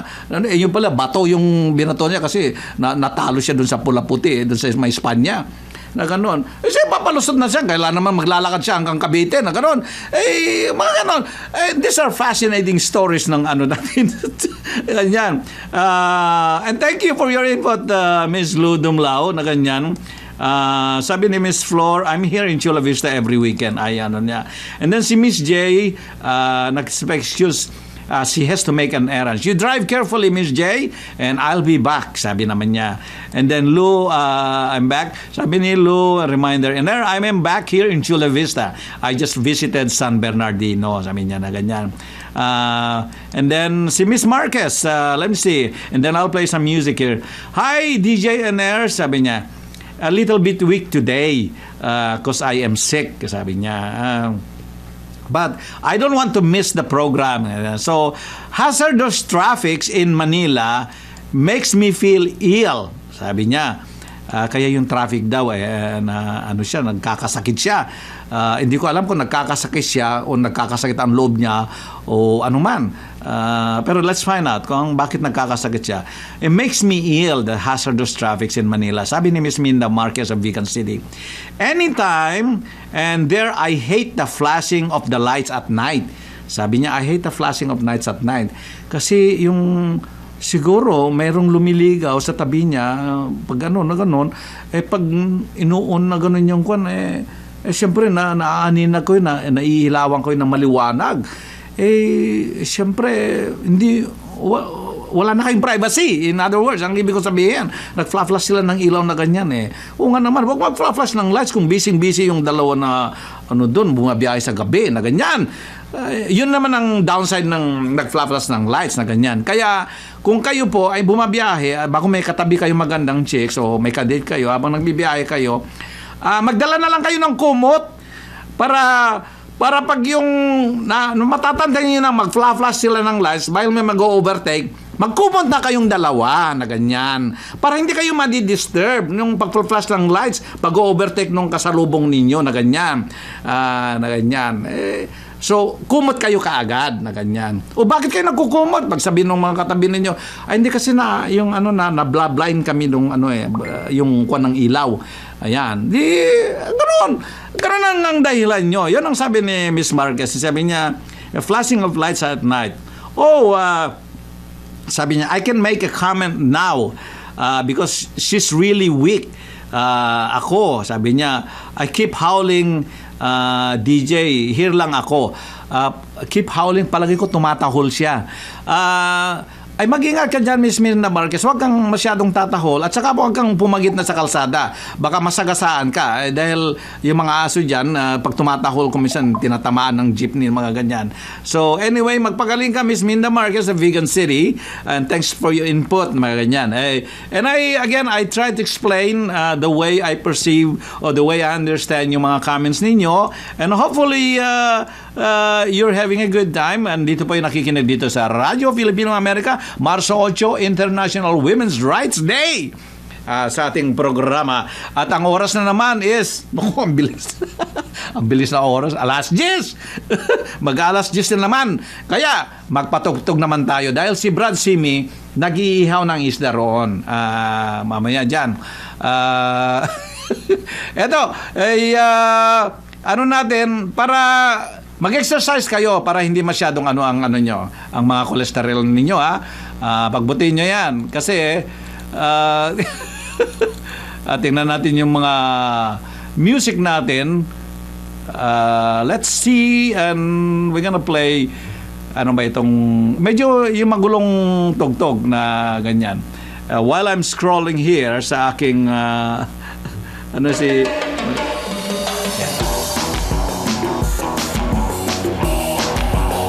mga cholesterol nyo, tingnan nyo maigi.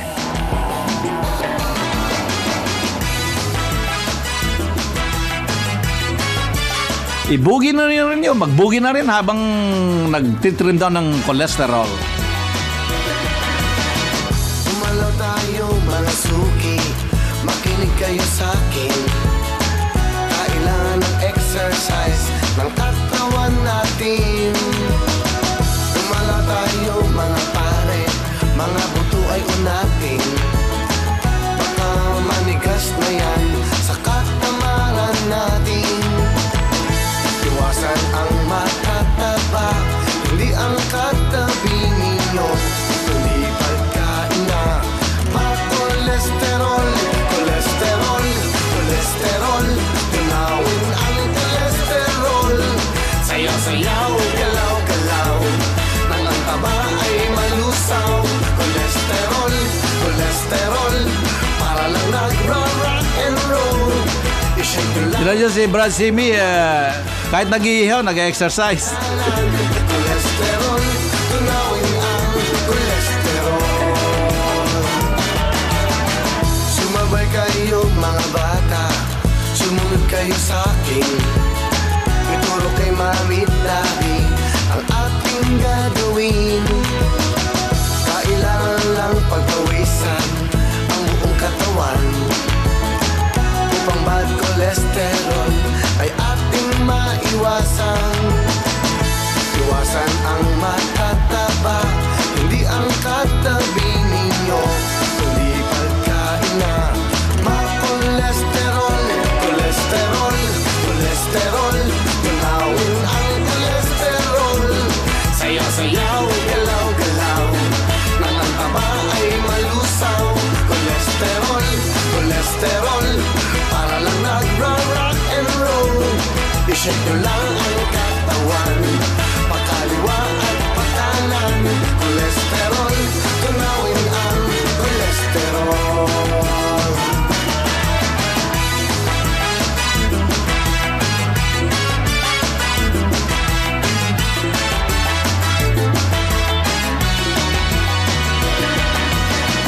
Makinig kayo mga suki, enjoy nyo lang ang buhay. Ingatan ang kalusugan, yan ang ating yaman. Huwag masyadong problemahin ang hirap ng buhay. Huwag masyadong dibdibin, hindi ka na nasanay. Iwasan ang matataba, hindi ang katabi ninyo. Kundi pagkain na ma-cholesterol, cholesterol, cholesterol. Tunawin ang cholesterol. Sayaw-sayaw, galaw-galaw, nang ang taba ay malusaw. Cholesterol, cholesterol, para lang nag-rock and roll. I-shake nyo lang ang katawan, pakaliwa at pakanan. Cholesterol, tunawin ang cholesterol.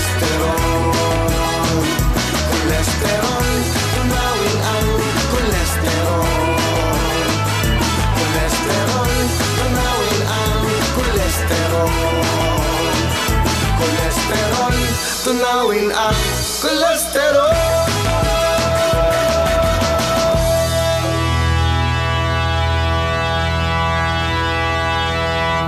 Ayan, see, I was reading the inputs sa Facebook, sa Skyrim. Sabi ni Miss Candid Carey, pag ako daw ang jeepney driver, matinik daw ako. Siyempre concentrated ako magdadrive. Alam mo naman ako, pag nag-drive ako, talagang concentrated ako. Not only that, when I drive, I care about my passengers, na ganyan. Minsan yung pamangkin ko nag-drive dyan sa Pilipinas he was driving yung Grand Caravan na Toyota na gano'n. Talaga naman lumilipad yung mga wine bottles from mula sa likod pupunta sa harap. Pag nagpreno yun, halos hindi sumasay na yung gulong na ganyan. But anyway, hindi pwedeng executive driver yung mga gano'n. Anyway, if in case you're wondering, pag ako umuwi ako, I don't have any desire of drive. Although I can drive, I used to drive sa Pilipinas for as long as I have somebody. I have the luxury of having somebody driving for me. I just leave it at that for now. But of course, eventually, pag once I settle down, if ever I settle down dyan sa Pilipinas, syempre I have to drive. But I always carry my international driver's license na kinukuha ko sa AAA. Good for 1 year. I think it's like $6 or $7. Then they give you bring your 2 pictures, and then they'll give you the international driver's license. Just in case I have to drive, like say in an emergency, that kind of thing. Then I can drive na ganyan. So, yung mga experience niya. Magaganda yung mga sharing ng mga mga inputs niya na ganyan na.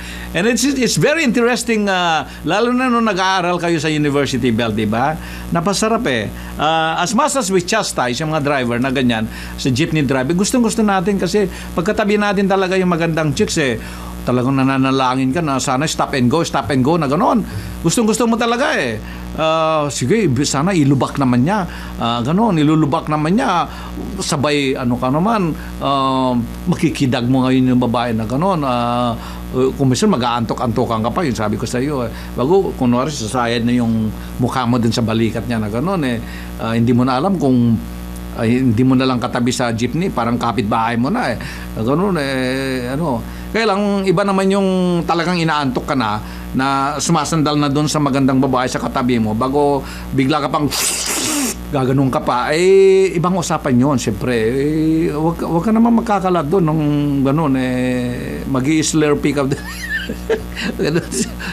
kaya, kung ikaw inaantok na gano'n, kumuha ka ng panyo, takpa mo na yung bunganga mo para hindi naman magkaroon ng leak. Talaga. Sabi ni here's another input na si Miss Minda Marquez of kahit siya, naghihingalo siya, I'm howling, sabi niya. Awoo! Ganon. Siguro nag-howling na ganon. Sabi na, dear Carrie, sabi niya, mention dito, driver violators have lots of penalties now. So just to remind you, you be careful always. Pinaalalahan niya si Miss Carrie. I was given by the LTO the penalties they imposed. Sabi niya, and what a mean people they are. Kaya ingat-ingat lang, sabi niya. Siguro, hindi naman binanggit ni Miss Minda Marquez kung ano yung violation niya. Baka naman ang violation ni Miss Minda Marquez, nagdadrive siya, habang kumakain siya ng breakfast niya, ng sinangag niya, habang nagme-makeup siya, nagli-lipstick siya, habang inaayos yung buhok niya na gano'n, habang nagpapalit siya ng damit while driving naman.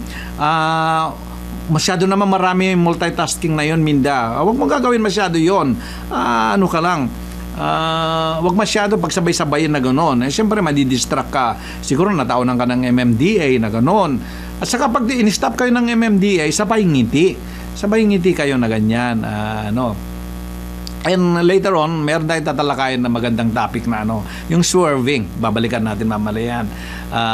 Sabi kaya pinalalahanan ni Minda si Miss Candid Carey. Miss Candid Carey, driving in the Metro Manila area for almost 30 years na ganyan. I'm fascinated with the way she drives because the mark of a magaling na driver sa akin is not so much about negotiating o singit ka na ganyan. The mark of a good, excellent driver naman sa Maynila, lalo sa Metro Manila, is pag nag-traffic jam sa pupuntahan mo, alam mo yung mga side roads, yung mga arteries, mga feeder roads, mga detour, alam mo na yan ganyan. Alam mo na, yun, magaling na driver yung ganon. Pag nag-jam dyan sa main road na ganyan, alam mo na sisingitan mo kung saan ka liliit, lusot ka doon na ganyan. So sometimes even when you're in Ortigas area na ganyan, punta ka lang sa Green Hills, it will take you half hour pag yung matindi ang traffic na ganon. Kaya mas mibilis ka pang darating sa Green Hills pag naglakad ka na gano'n. Kaya lang siyempre, huwag kang maglalakad dahil baka mapagkamalang ka naman ng isang sirad na driver, sasagasaan ka naman ng driver na gano'n. Meron yung mga counterflow sila. Also, there is something distinct sa Pilipinas lang, yung tawag nilang red plate. Red plate. Talaga pa naka-red license plate ka hindi ka lang king of the road, you own the road. Not only that, you own everybody out there, including the law enforcement for some reason. Anyway, I have one experience dyan. Ganito nangyari kasi, we're coming from Pasay na ganyan. In order for us to get back on one of the freeways, road na ganon, we had to make a U-turn. So anyway, hindi lahat ng kalye doon ay U-turn allowed. So there was only designated U-turn Anyway, wala na kaming ang habang-haba ng traffic kasi Traffic and for us we have to go another 30 minutes, 15 minutes just to deal with the traffic para makapag U-turn kasi yung nasa left namin na Anyway, my driver my driver took the U-turn na ganyan. Di siyempre pag U-turn namin gano'n nakabang na si Mr. MM na ganyan. Gano'n, sir, nag-U-turn kayo sir, ganyan na gano'n but anyway, bago makita yung license plate, ay sorry sir, ganyan. And at that time, I wasn't sure exactly why. Siyempre, hindi ko alam yung red plate at that time. Di lumampas na kami, pinalampas na kami nung haggard. Ganyan, blah, blah, blah. And nung nakabalik na kami sa highway, tinanong ko, bakit hindi tayo hinuli na ganyan? Sir, meron tayong red plate, sabi niya. Ganun ba? Ano ng red plate? So, my driver went on to explain exactly what the red plate is. So, only in the Philippines, ganyan. So those are fascinating experiences you go through sa Pilipinas. Talagang, and you have to learn quick. And if you do decide to settle in the Philippines, obviously, you have to learn the way they drive there. And again, it's not necessarily you are a bad driver sa Pilipinas, but you learn to drive according to the environment. I think that's my opinion about the drivers in the Philippines, if I have to describe them. Very, ano ba yun? Parang mga chameleon. They can adjust well. Ang Pinoy driver, that's something I admire about Pinoy drivers, generally speaking. Siyempre, marami ding they can adjust well. Kahit na lagay mo siya sa Afghanistan, he can drive out there in Afghanistan. Kahit na pahawakan mo ng RPG o Kalashnikov, he can drive habang naka-sling yung mga niya, mga Kalashnikov niya at saka mga RPG niya, nakaka-drive pa rin ng niya. So magaling talaga ang Pinoy driver. And I don't know if you've seen that one on YouTube, yung dalawang kano na pumunta sa Pilipinas, nag-drive sila ng taxi, nag-drive ng tricycle, nag-drive ng jeepney, I think in Isabela or Nueva Ecija, something like that. And they posted it on Facebook. It's fascinating because they're intrigued with the way Filipino drivers and they wanted to experience it firsthand, how to drive. But it's also fascinating to watch yung reaction ng mga tao. Siyempre, jeepney driver sila bago parehong puti. Yung driver puti, yung conductor puti. Di siyempre yung mga pasahero hindi malaman if they're gonna take them seriously or not. Hindi mo alam kung nagsishooting sa Hollywood or what. Siyempre, bago nagtatagalog sila. But it is nice. I mean, you look at the side, it's really funny. And that's a credit to the Filipino drivers na ganyan. But like I said, Filipino drivers are a character, are a signature drivers of their own because they can adjust well. Kasi if you look at it this way, as much as you have adjusted here, pumunta ka sa Pilipinas, mag-drive ka, guess what? You're gonna learn quick too. And you're gonna start driving like they are. Na ganon. So suddenly you realize na in order for you to survive out there or to be able to drive from point A to point B, you have to drive like them. Sabi nga, do what the Romans. Siyempre. Anyway, sabi ni what I mean, ito na penalize si Minda Marquez ng LTO. Used to be the LTC nung panahon natin. Sa Pilipinas, sa LTC. Now is the LTO. At saka, you have to remember na pag tinikita ka na doon, kinukuha ang driver's license mo. It's not like here na bibigyan ka ng ticket. So in reality, hindi ka binibigyan ng ticket, kinukumpis ka yung driver's license mo. Mga ganon. Also, one thing I also observed, kasi natikitan kami minsan yan sa may CTEX, going to CTEX na ganyan. Sila, they started using radar guns, by the way, now. So I'm not sure kung anong mga specifications ng radar gun nila, but they're an KA band, KU band, XY band, mga ganyan.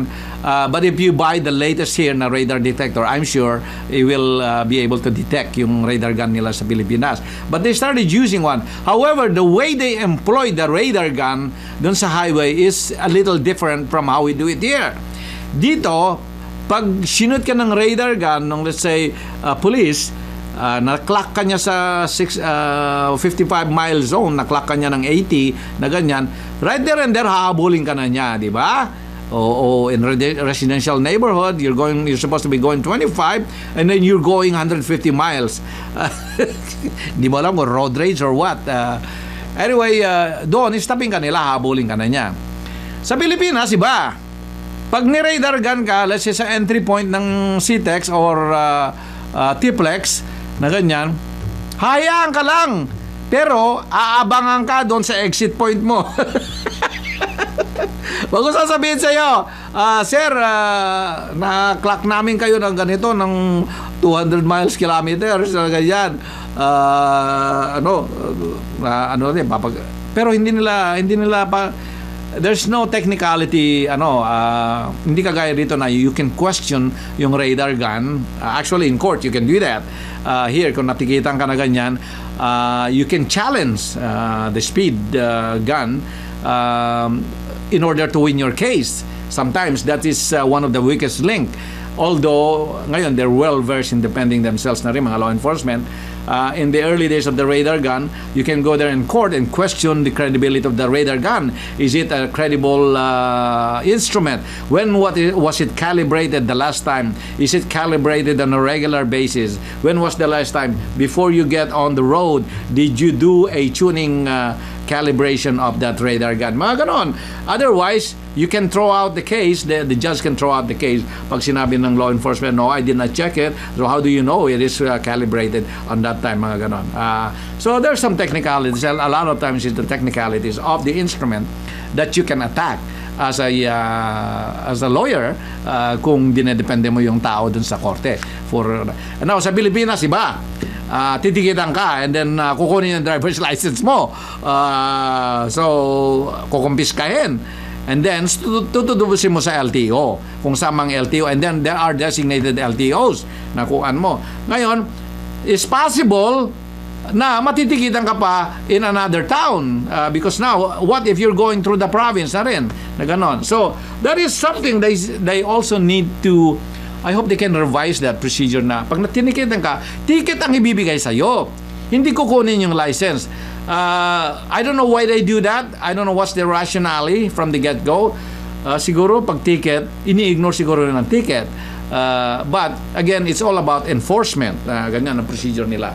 Anyway, sabi ni, I'm scrolling again on the Facebook sa Skyrom.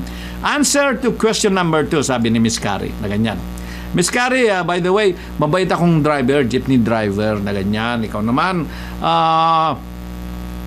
oo, nagkakambyo ako. Pero yung jeepney ang kinakambyo ko naman. Jeepney naman ang kinakambyo ko. Hindi ako kambyo. Saka hindi ako nagkakambyo. Hindi ako nagsisegonda pag tumatakbo ka ng 100, magsisegonda ka. Hindi siyempre sasadsad lahat yung pasahero mo. Pero gusto naman mga pasahero mo, lalo na pag sexy yung mga katabi mo. Siyempre, ikaw na kakapit, pag sinumadsad, tumatakbo ng 100 kilometers per hour, isisegunda ng driver, sasadsad kayo talaga. Ikaw naman, kakapit ka ngayon, hahawak kayo ng handle. Now, that is your chance. Siyempre, mahawakan mo ngayon yung binti niya na gano'n. Ay, sorry miss, na ganyan. Ay, sorry miss, na ganyan. Bakit titingnan ka ng matindi nung babae, nung miss naman, na ganyan. Masamang tingin niya sa'yo. Bago inalis, siyempre, alisin mo kagad yung kamay mo. Pero ibig niya sabihin ituloy mo. Yung pala, bago lalong nagalit sa'yo nung inalis mo yung kamay mo. Yung pala, ibig niya sabihin pisil-pisilin mo na may binti ko. Talaga, DJ Sky! Wala kang talaga, Kayo naman, eto, answer to question number 2, sabi ni Miss Candid Gary. And then, I'll do my plug and then I'll go to the music, okay? For almost 30 years, matagal na pala nagdadrive si Miss Carrie. Almost 50 years daw nagdadrive na siya. Tayo mo na, ilang taon na ba si Miss Candid Carrie?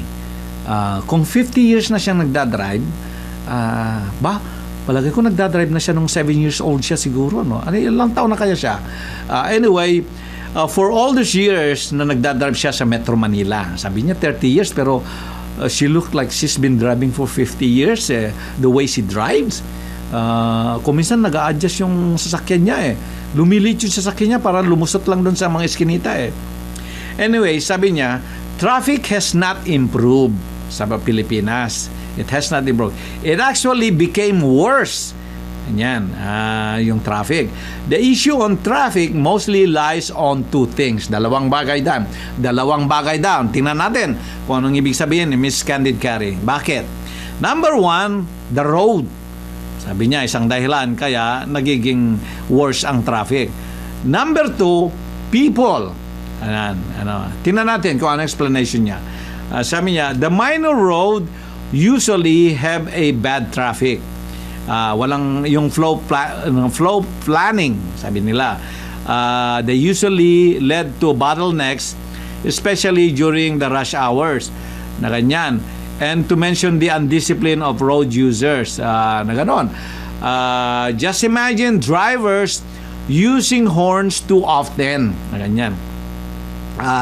And then texting while driving and then beating the red light, changing lanes too often, and then tailgating or mid-lane hugging. Ayun, na meaning, andun siya, yung kumbaga sa dalawang paa, nasa gitna siya pa rin. mid-lane hugging. Andun sa lane yung marker ng lane, doon siya nakatirik. Instead na andun sa within the lanes, na ganon. Changing lanes, tailgating, up, and then unloading passengers. Meron yung mga jeepney kumisan, nasa gitna, mag-unload doon sa gitna. Ngayon, yung pedestrian, yung passenger, tatawid pa ng 3 lanes para na ganon. Kawawa naman ng mga ganon, Anyway, balikan natin yung sabi ni Miss Carrie na ganyan. Mga undisciplined, mga walang flow planning daw yung mga road sa atin. Yun lang mga kanal sa tubig walang planning Yung sewage, yung and sewer system diyan ni walang ganun yung pa kayang traffic na ganyan. Mga traffic na ganyan. Because they will make care and they can make changes to the local laws sa atin sa Pilipinas na ganyan Kung saan sisingit na ganyan. Halimbawa, yung planning, sabi ng master plan ng city, dadaan doon sa Diamond Road.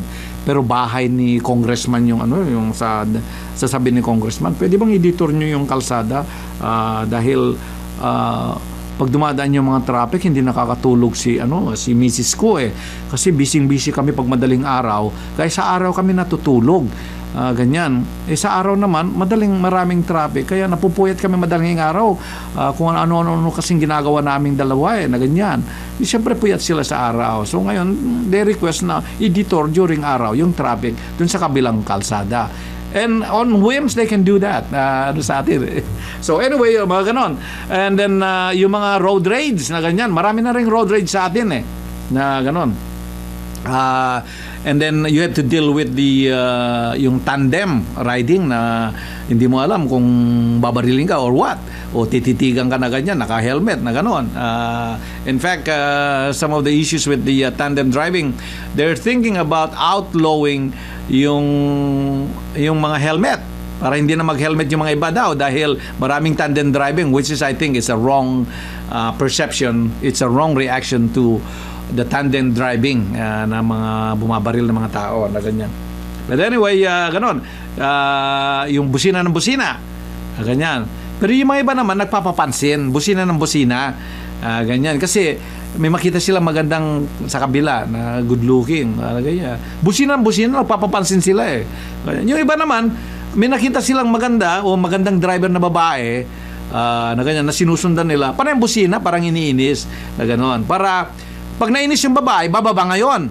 Bago mag-aakimbo, hands akimbo pa, raratratin ngayon yung jeepney driver. Ito naman jeepney driver, gustong-gusto niya.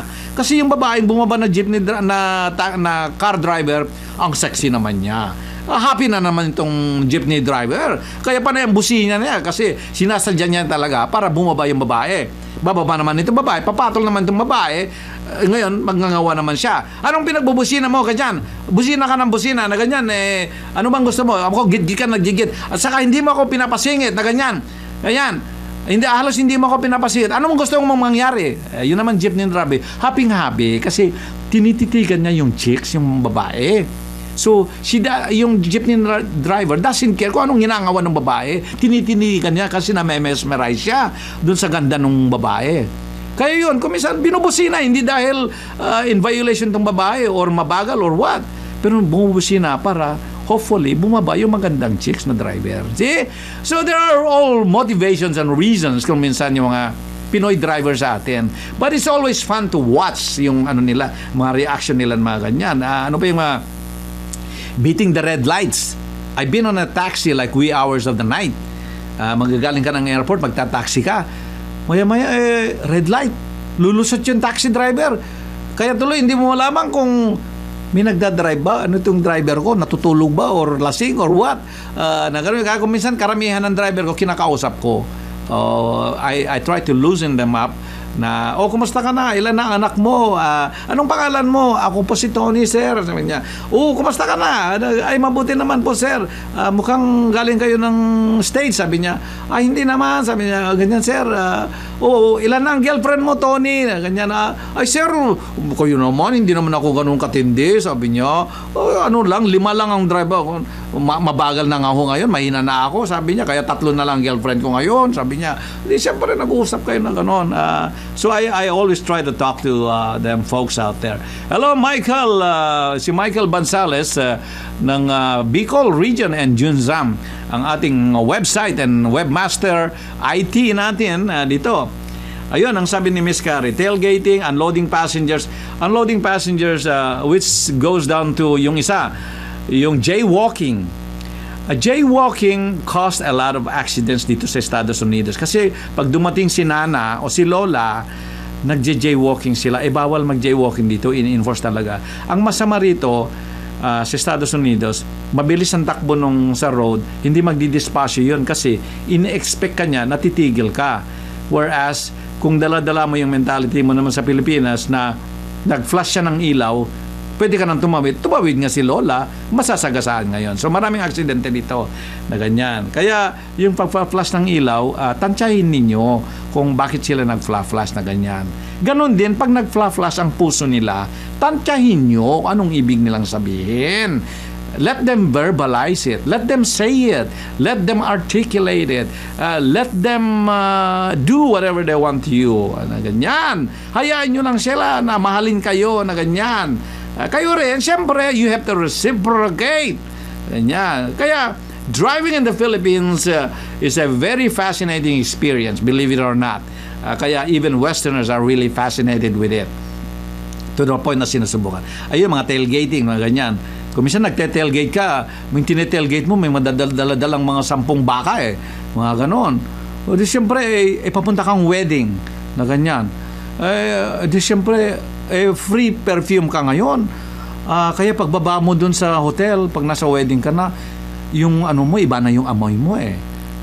Inong pakuraban mo ng araw, iba na yung amoy eh. Kaya pagbaba mo dun sa hotel eh, siyempre sabi nung valet service dun sa Sofitel eh, ang ganda-ganda nitong babae. Pagbaba mo na ganyan eh, ibang amoy mo. Kasi yung sinundan mo, tinelgate mo, yung tinetailgate mo na 10 baka ang laman. Sabi niya siguro sabi nung valet service tuloy ng Sofitel, sabi niya, ano sa palagay mo bro? Ang ganda-ganda pa naman ng babae na ako, ano? Kaya lang, ibang amoy niya eh. Parang amoy corned beef eh. Ay, nako! Ano ka talaga? Anyway, they turn, sabi ni Miss Carrie, they turn without signaling. Yeah, and they cut lanes. Ayan. The traffic sa Manila works like a loop. Starting with traffic, ending with more traffic. Ayan. Traffic begets traffic na ganyan. Driving in Manila is quite a unnerving experience. Ayan. So it quickly becomes apparent that motoring in Manila operates on significantly different paradigm. Siyempre, it's the Pinoy way of driving in the Philippines na ganyan. But I still characterize it na driving in the Philippines is quite an experience. It's not necessarily bad, but it's quite an experience because you can go to another country, same thing. You can go to Syria, you can go to Libya, and they drive crazy too, if your perception is crazy as such. So they have their own way of driving. You go to Egypt, you Google sa Egypt, ang driving nila, it's as crazy as sa Pilipinas. So they have their own way of driving too. So you learn to adjust to those things na ganyan. Kaya sa Pilipinas, driving in Manila is quite an unnerving experience. Kaya maganda kayo, pag kayo, may kasama kayo at hindi kayo regular na nag-drive, isabihin nyo doon sa kadate ninyo na siya na lang mag-drive. Na gano'n. Kasi mahirap kung hindi ka sanay mag-drive, ikaw magdadrive. Hindi mo may concentrate ngayon yung ginagawa mo. Meaning, hindi mo may concentrate ang pagdadrive. Ang ibig ko sabihin, iba naman nasa isip nyo eh. Ganyan, anyway, ganoon ang Pilipinas, but all in all, driving in the Philippines na ganyan. And marami pa tayong input dyan. And yes, defensive driving na ganyan. Mamaya, babalikan natin yung swerving. But the traffic, the way it is, the drivers in the Philippines, the traffic like a concerted chaos sa Pilipinas, it's because it's more fun to drive in the Philippines, sabi nga nila, di ba? Ayan. Anyway, kung kayo napupunta sa Olongapo, makikita nyo siyempre itong music na ito. Mamasyal kayo doon. Makikita nyo, if you happen to be there, punta kayo sa Harbor Point. Yan, maglakwatsa kayo doon para makita nyo yung mga tanawin ngayon na kung matagal na kayo. Anyway, mga tiga Olongapo, sa Olongapo, nagpunta sa Olongapo, lumaki sa Olongapo, nag-aral sa Olongapo, nagtrabaho sa Olongapo, at higit sa lahat, ipinagmalaki ang Olongapo. Ito po ang awitin natin. Olongapo,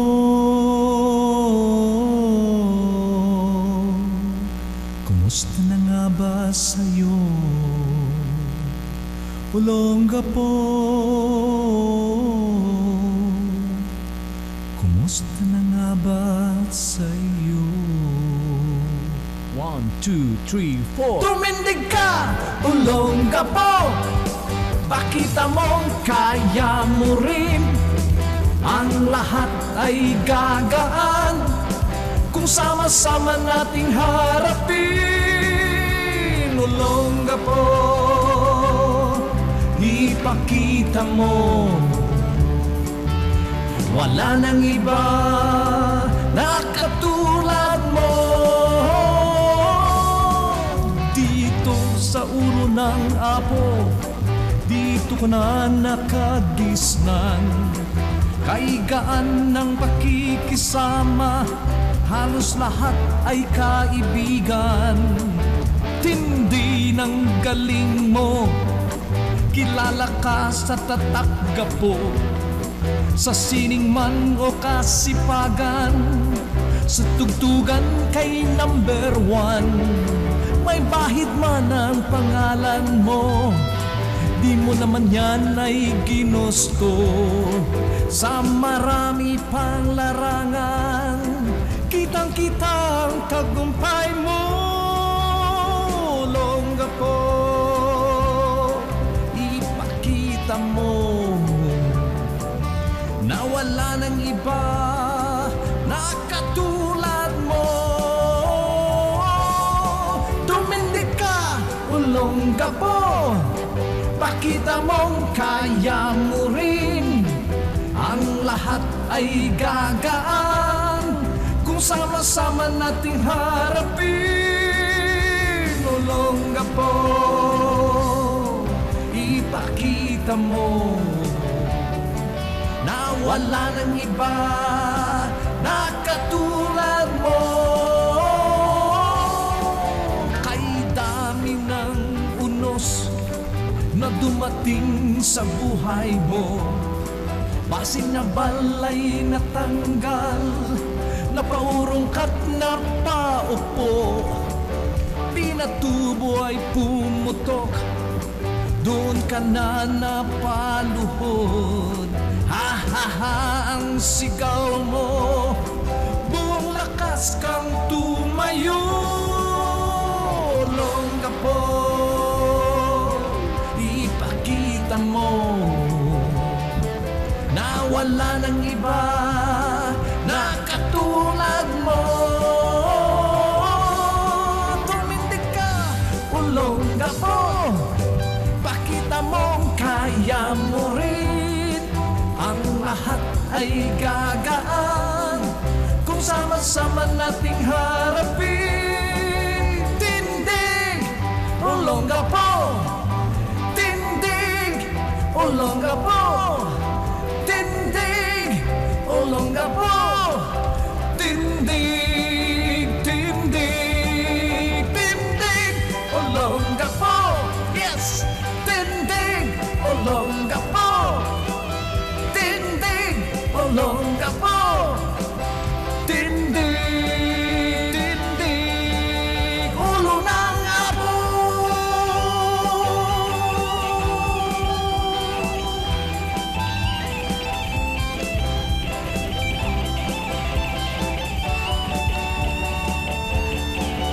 Tindig, longga po.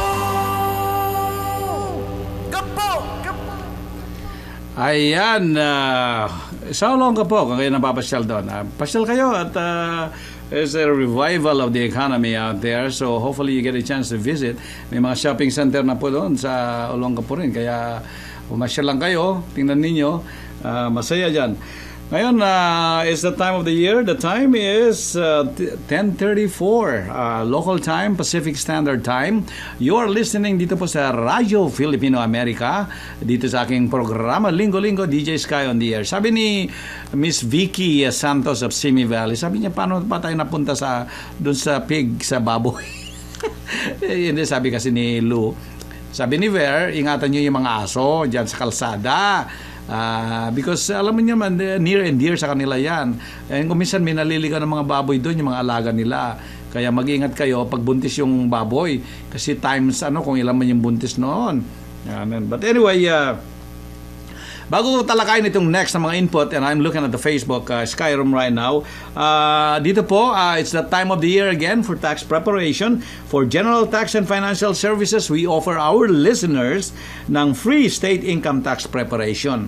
You pay only for the federal return, or you get a $50 discount, whichever is higher. So you heard it right, dito po, free state return preparation or $50 discount, whichever is higher. Ganyan. Kaya samantalahin nyo po ito at mag-suggest sa General Tax and Financial Services na matatagpuan po dito sa 550 East 8th Street, Suite 11, National City. At tawagan po ang front office, si Ate Ginger, 619-649-0069. Ulitin ko po, ang phone number sa front office is 619-649-0069. At magpa-reserve na po kayo ng appointment ninyo, or you can always walk in here. But you always make sure na dala-dala nyo ang W-2s ninyo at saka 1099 forms ninyo para ma-extract yung mga information. So, ulitin natin, for cheap, quick, and accurate income tax preparation, magsadya po dito sa General Tax and Financial Services, dito po sa National City. Remember, electronic filing is always free with preparation. So, magsadya na po kayo dito sa National City. Ayan. Plug natin yan dahil ang bilis ng oras mag-alas 11 na naman. And the local time, if you have not made the adjustment to spring forward, it's 10:36. Alas 10:36 na. Because spring forward 1 hour, you fall back 1 hour. And since this is going into the spring after the winter, so you forward 1 hour na ganyan. So sa ating mga tagatinginig dyan sa room, binabati natin ating mga tagapakinig dyan, sila Lou Dumlao, si Miss Candid Carey of Vegan City. Lou is in saan naman si Lou? Sa Chula Vista. And then Vilor is also in Chula Vista. Si Miss J just made some errands, baka bumili na naman ng kape niya sa Starbucks. Si Ver is there also sa Rancho Cocamonga. And who else is others? Minda Marquez of Vegan City, si Miss Candid Carey of Quezon City, sino ba? Si Teody was there a while ago, pero I wasn't sure if she is still on vacation sa Pilipinas sa Korea or balik na sa Scripps Ranch right next to us in Mira Mesa. Ganyan. So marami silang mga dyan sa enforcement na ganyan. Hello Vicky, kamusta na dyan sa Simi Valley? Sabi ni Miss Candid Carey, a few times I have been reprimanded by traffic enforcers. Dahilan sa swerving. Ayan, swerving. Beating the red light. Saka entering a one-way road. But I'm just too lucky to find myself let loose without bribing this enforcer. So, titingnan mo yung mga situation na mga ganun, ano. So, sometimes, perhaps it is your personality. It is how you come across sa mga enforcers, sa mga MMDA, mga traffic enforcers nila na ganyan. It's how you approach the whole thing. Kung feisty ka naman na ganyan. Bakit? Anong kasalanan ko? Tira ka kaagad. Siyempre, magiging defensive naman yung mga mga traffic enforcers, mga ganon. So, you have to be careful is how you approach the whole situation na ganyan. Because the bottom line is, kung kakalabuso ka na, kakalabuso. So, that's a different way of enforcement sa Pilipinas na ganyan. Titingnan mo. Now, as far as the traffic regulations, I don't know, it would take a whole nation to overhaul the system na ganyan. Now, you go back to that sinabi ni Miss Candid Carey na swerving na ganyan. Sa Pilipinas, you could be swerving anytime. We've been stopped on the base in Olongapo many times. I'm not the driver, but someone else is driving. Usually, sometimes in a van, sometimes in a car. Swerving, although you're within your lane, ang sinasabi nilang swerving yata, I believe, is when you change lane abruptly. Let's say you change lane before you get to the left turn or U-turn lane abruptly, like say three cars na ganon. Pwede ka nilang huliin ng swerving dahil nag-swerve ka na ganon. Where in actuality, you change lane maybe abruptly. I think that's what they meant. But that is one violation in the Philippines, the swerving, that's really has a character of his own, because you try to explain that swerving, bakit nag-swerving na ganyan? Anong swerving ko na ganyan? And they always hard to explain exactly swerving. Bakit nag-swerve? Nasa loob naman ako ng lane na ganyan. Kasi nag-swerve ho kayo na ganyan, yung 2-3 cars away from the stop, nag-change lane kayo na ganyan.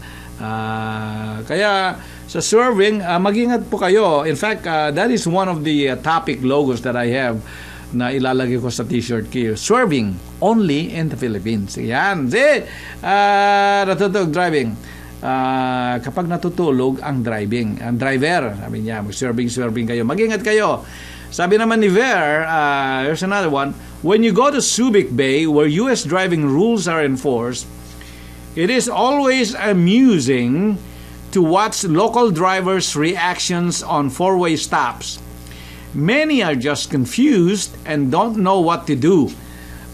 Sabi ni Ver, who retired in the Philippines for about 7 years before relocating back here sa California, sa Pilipinas, the former Subic Bay Naval Base sa Olongapo, sa loob ng base to, because they enforce yung mga rules dito sa Estados Unidos ganyan.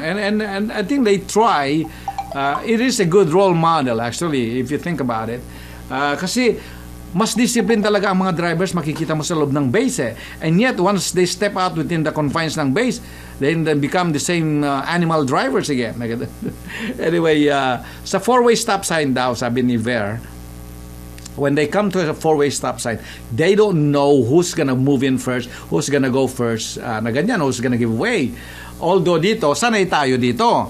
Whoever got to the stop point on your right is basically have the right of way. But then again, right of way is not a concept of I have the right to do way, I'm gonna go no matter what. So right of way is merely a guide para merong magandang flow ng mga traffic at mga drivers. So in other words, if I come to a four-way stop sign at may nauna sa left ko and then meron sa right ko, halos sabay sila, most likely I will just give way and then give a look to the left or right, which I prefer the right person on my right, the driver on my right should go first. Na ganyan, although the one on my left will be looking at me, but because I will give a look to my one on my right, kasi sabay sila ng left and right ko, I will give way to that one on the right. But see the thing, yung right of way na sinasabi, it's not lacking concrete. So you use a little judgment in there. But the general rule for a four-way stop sign, whoever got to that point on your right side, will generally have the right of way or mauna na lulusot doon. Ganon. Hindi yung apat sabay-sabay na sa four-way stop sign kung sinong pinakamaganda. Yung mga gano'n, hindi gano'n. O sinong pinakamasexy, o sinong pinaka-stubborn, o sinong pinaka-taray. Mga gano'n. Hindi doon nakakatalo, siyempre. O ganyan. O sinong pinakamagandang sasakyan, mga gano'n. Alam mo na sa Pilipinas. So anyway, those things, whoever got the, pinakamalaki ng pinakamalaki ng gulong. Ano ba naman kayo? Kayo talaga, ba na naman inisip nyo? Ganyan. But anyway, that's input from Ver. Nga naman, that is a nice observation on the four-way stop sign because yes, they don't know how to react. And there's a psychological consideration to that. Let's say, ikaw pumasok ka, dala-dala mo, hammer yun naman isa, pumasok na, pero nauna siya dun sa four-way stop sign. Halos split second lang kayo ang diferensya ninyo. Nauna yung yung maliit niyang kotse, halos nasabayan ng hammer. Di siyempre, yung isa gets intimidated by the large vehicle, large chunk of steel on his or her left. Kaya most likely, palulusutin niya ngayon yung hammer na ganyan. Oh yes, may mga hammer na mga full size. Yung H1, yung original na hammer, wala nga lang bump plate na yun. Wala nang skid plate sa ilalim yun para sa IED. wala nang skid plate, walang bump plating yun. Yun, kaya yes, sometimes there is that factor, whether believe it or not, na gano'n. Sabi nung driver na yung malit na kotse, sabi niya, baka si Piolo Pascual yan. Drive niya yung hammer niya. Gano'n. Panulusutin ko naman yung hammer. Para masilayang ko mukha ni Piolo. Na ganyan. So, panulusutin niya siyempre. Na gano'n. Kaya, gano'n ang nangyayari. But that is a nice observation. And thank you very for sharing that. Si Miss Vicky, sabi niya, hello and good morning, Vicky of Simi Valley, na ganyan. Gising na pala si Vicky. Na-delay ng 1 hour kasi hindi niya alam yung pinagpipindot niya doon sa kung anong pinipindot niya dyan sa clock. Kaya Vicky, bumili ka ng atomic clock doon punta ka sa Fry's. Can I buy me an atomic clock para hindi ka nag-adjust? Or you use your iPhone or your Android phone, sabi niya. There's another one from his Candid Carry, and the time is 10:45. Wawee! Nako, malapit nang maluto yung iniihaw ni Brad Simi. Ayan. Kanina, pumapalag pa kasi yung isda dito, kinart niya, may dala-dala siyang dali. Laki ng isda na nahuli niya Anyway, iniihaw niya ngayon. Kaya mamaya, meron kaming babarbecuein. Kakain kami dyan, siyempre. Anyway, sabi ni Miss Candid Carry, who who has been and still is driving in the Philippines for approximately 30 years. So if you need driving lessons pag umuwi kayo ng Pilipinas, feel free to contact Miss Candid Carrie. At so she can drive you guys crazy. No. Na ganyan. And then magaling mag-drive talaga yan. She can drive really well. Sabi ni Miss Candid Carrie dito, swerving is not actually ba a violation, sabi niya. Hindi raw violation. Unless na pag in-stop ka, amoy balikbayan ka. Siguradong violation yan. Anyway, moving one lane to the right or left is not swerving, no matter where you are on the road. It is less a violation when you use your signal light. Ayon. Swerving is defined as changing two or more lanes quickly. And that's the reason why I argue my way out with this. I argue my way out. I think the bottom line with Miss Candid Carrie, kaya nakakalusot siya dyan sa mga traffic violations niya eh. Yung alam mo naman yung may mga sexing driver na ganyan, yung iba ang dating, yung meron silang halo effect. At saka yung star ang dating na gano'n. Mabibigla yung traffic enforcer eh. Let's say nag-swerve si Miss Candid Carrie na ganyan. Di siyempre ituturo ng baston ng traffic enforcer. May mga baston sila doon. Ituturo na ganyan, pull over na gano'n. Pull over ngayon siya ganyan. Bakit mama? Anong problema? Ganun. Itong traffic enforcers kaagad, maunahan. Mamemesmerize ngayon. Hindi na niya alam kung anong sasabihin niya, kung bakit niya in-stop o bakit niya itinuro yung sexing driver na gano'n. Kaya hindi na niya alam kung anong sasabihin niya. Bakit, ano bang problema, mama, ganyan.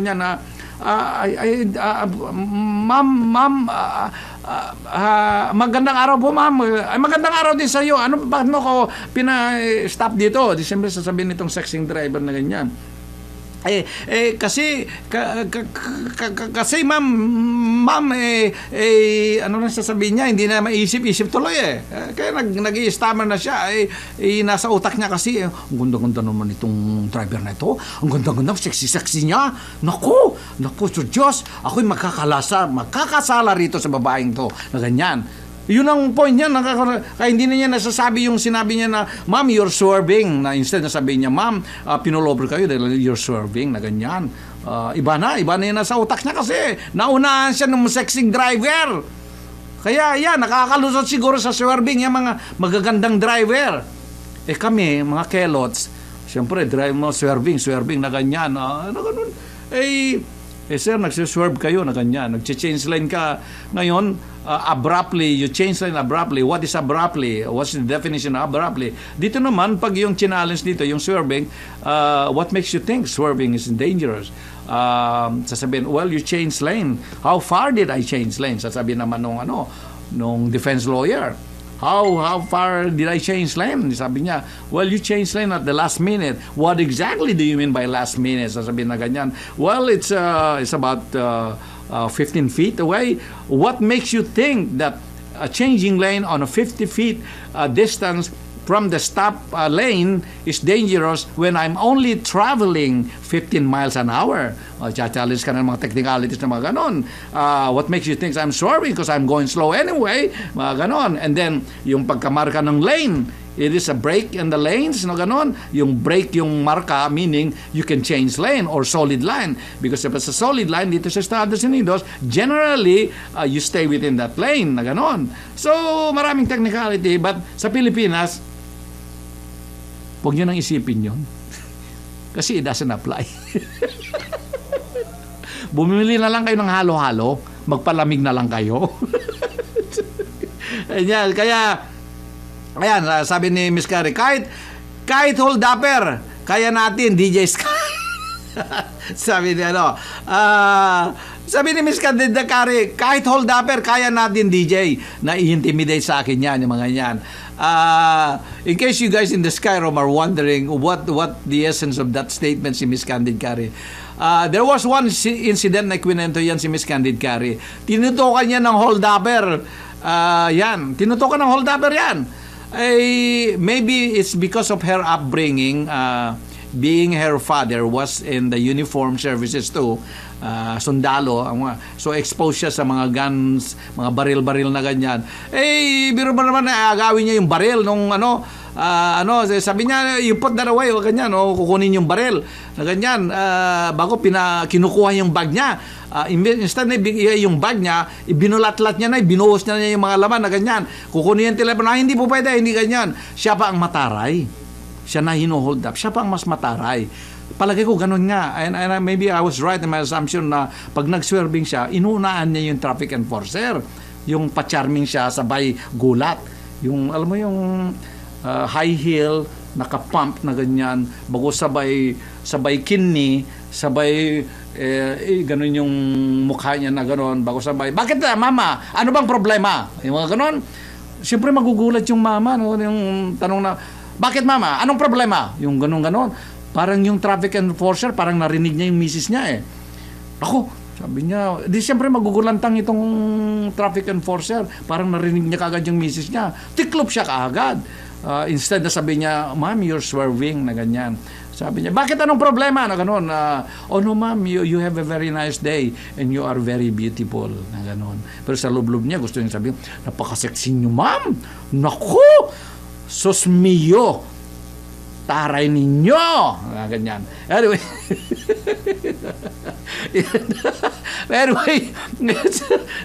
Yan. True story po yan, yung hinold up si Miss Carrie. Ay, hindi niya, pinagalitan pa niya yung hold-upper.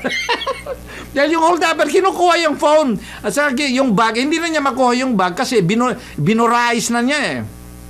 Yung laman nung bag, binulad na ganyan. Wala ko na ganyan. Gusto yung cellphone. Hindi mo pwedeng kuha yung cellphone. Ganyan. Andyan yung mga number ng mga kaibigan ko. At saka mga mahal ko sa buhay. At saka mga boyfriends ko. Mga ganyan. Ayan. True story po yan. Kaya, again, it's how you present yourself. Golpe de gulat.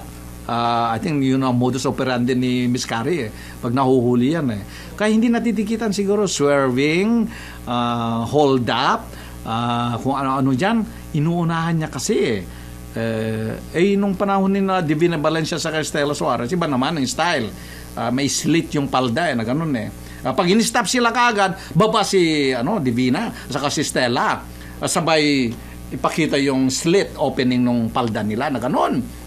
Siyempre, ganun nung araw ganun ngayon hindi na sila kumakasa doon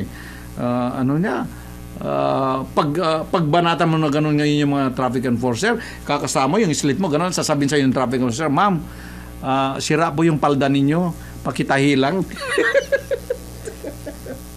Ay, naku po, kayo talaga, wala kayong magawa. Sinabi na gano'n. Ayan. But anyway, ayan. Magpatugtog tayo ito para magulo kayo pinakikinig sa Radyo Filipino Amerika. Tan. Mag-drive lang kayo at always smile because it's more fun to drive in the Philippines and traffic is more fun.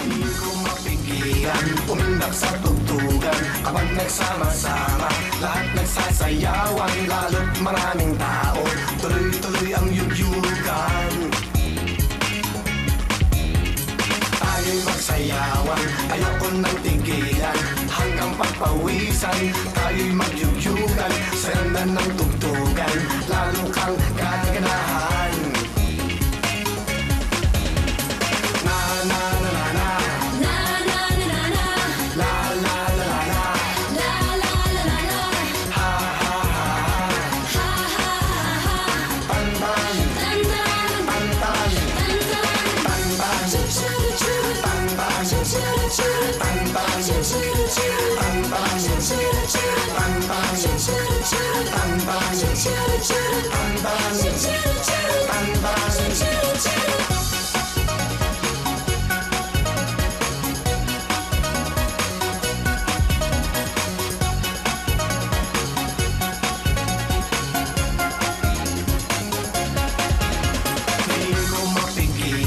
Umundak sa tugtugan kapag nagsama-sama, lahat nagsasaya. sayawan, kalot maraming tao, tuloy-tuloy ang yugyugan. Na na na na na, Na na na na na, la la la la la, la la la la la, ha ha ha ha, ha ha ha ha.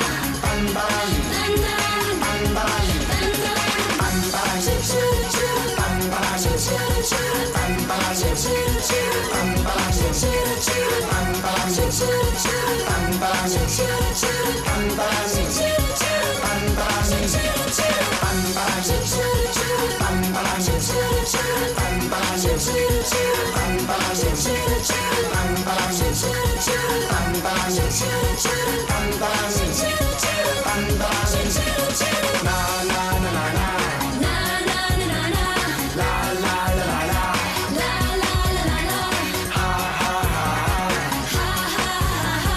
pantaran, Tantan, pantaran, tantan, pantaran, choo choo choo, pantaran, choo choo choo, pantaran, choo choo choo, pantaran, choo choo choo, pantaran, choo choo choo, pantaran, choo choo choo, pantaran, choo choo choo, pantaran, choo choo choo, pantaran, choo choo choo, pantaran, choo choo choo, pantaran, choo choo choo, pantaran, choo choo choo, pantaran, choo choo choo, pantaran, choo choo choo, pantaran, choo choo choo, pantaran. choo choo. Ayan, see, tantaran-taran-tarantan. Kasi ganun pag nagdadrive sila, parang natataranta yung mga tao doon sa Pilipinas. Anyway, ayan, we have a chat dyan. I was expounding yung mga input ni Miss Candid Carey. Ganyan. We have very nice, interesting sharing of experiences from Ate Flor Viloria with her experience driving dyan. Mostly, lalo na dyan sa Chula Vista daw, yung mga driver dyan, parang yung mga kapatid natin sa Pilipinas, saka mga kapatid natin dyan across the border, yung mga driver dyan, kasi they don't follow regulations na gano'n. Si Ver naman, very interesting insights sa kanya, especially yung sa four-way stop sign na gano'n. Kaya sabi ko, makikita mo talaga, isinara ko lang yung pinto kasi ano. Anyway, yung sharing ng experience ni Ver, the flashing of the headlights. You have to be careful because the flashing of the headlights tells the other motorist, other driver na I have the right of way. Lalo sa mga overtaking sa highway. Tinan mo ko minsan pag hindi ka sanay, pag nag-overtake sila, talagang halos magkasalubong na kayo. Pero somehow you do appreciate yung driving habit nila doon eh. Siyempre sa ating nakasanayan dito sa States naman, these guys are crazy. Parang they are devils. The way I look at it is you have to adjust the way they drive because once you get behind the wheel na rin, you have to drive like that. Kasi kung hindi ka, sabi nga ni Ver na pag mag-hesitate ka, lalong magkakaroon ng bungguan. Kasi hindi nila ini-expect na mag-hesitate ka. Na gano'n. Pot-pot, lusot ka. Gano'n. Parang yung sinabi ko, pag nagmahal ka, pot-pot, mahalin mo siya. Gano'n. Anyway, and then yung insight ni Ver, yung share ni Ver na sa four-way stop sign, magtitinginan sila. Gano'n. Biro mo, punta kasi sa stop sign, apat kayong sabay-sabay doon. Pagtingin na gano'n ba? Oh, si Vilma pala yun. Sa kabila, si Nora Honor. Ngayon, ang problema yung nasa gitna, hindi niya malaman kung igigibwin niya kay Nora o kay Vilma. Hindi niya alam kung Noranyan siya o Vilma siya. Sa kabila, ngayon, magtitingin na sila na matagal doon sa four-way stop sign. Kaya lalo magkakagulo yung traffic. Bubusin na naman sila sa likuran nila. Ano nangyayari sa inyo dyan sa harap? Ba't kayo hindi lumaan sa four-way stop sign? Ayun, magagaling yun sa likod. Kikita nila, ayun pala mga Noranyan sa Bilmanians yung andun sa four-way stop sign. Nakita si Bilma sa kasi Nora. Ganoon si lollipops and roses, roses and lollipops. Anyway, ako mabibilao ka dito.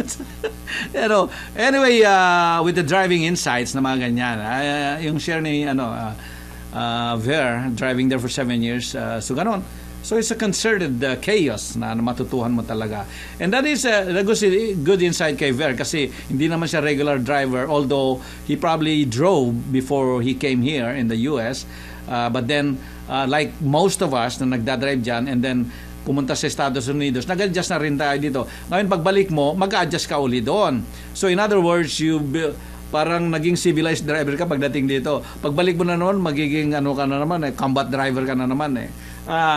One thing that I share too, observation ko is yung Pinoy driver, although as good as they are and having acclimated and drove the way they are sa Pilipinas, and I consider them really good driver, excellent driver sa Pilipinas because they have to learn. Yung singit-singit nila, precision driving yan Parang mga members ng Blue Angels kung mag-maneuver galing nila kahit hindi nakikita yung bumper akala mo may mata may six eye sila, makikita yung mga singit-singit tinatansya lang basta nakikita mo yung kabayo sa harap, mga ganun, mga bago maraming baroy-boy na mga ganun, bago ang daming salamin alam mo ilang kailangan niyang side mirror, siguro may 10 side mirror dun sa harap ng hood ng jeepney driver niya.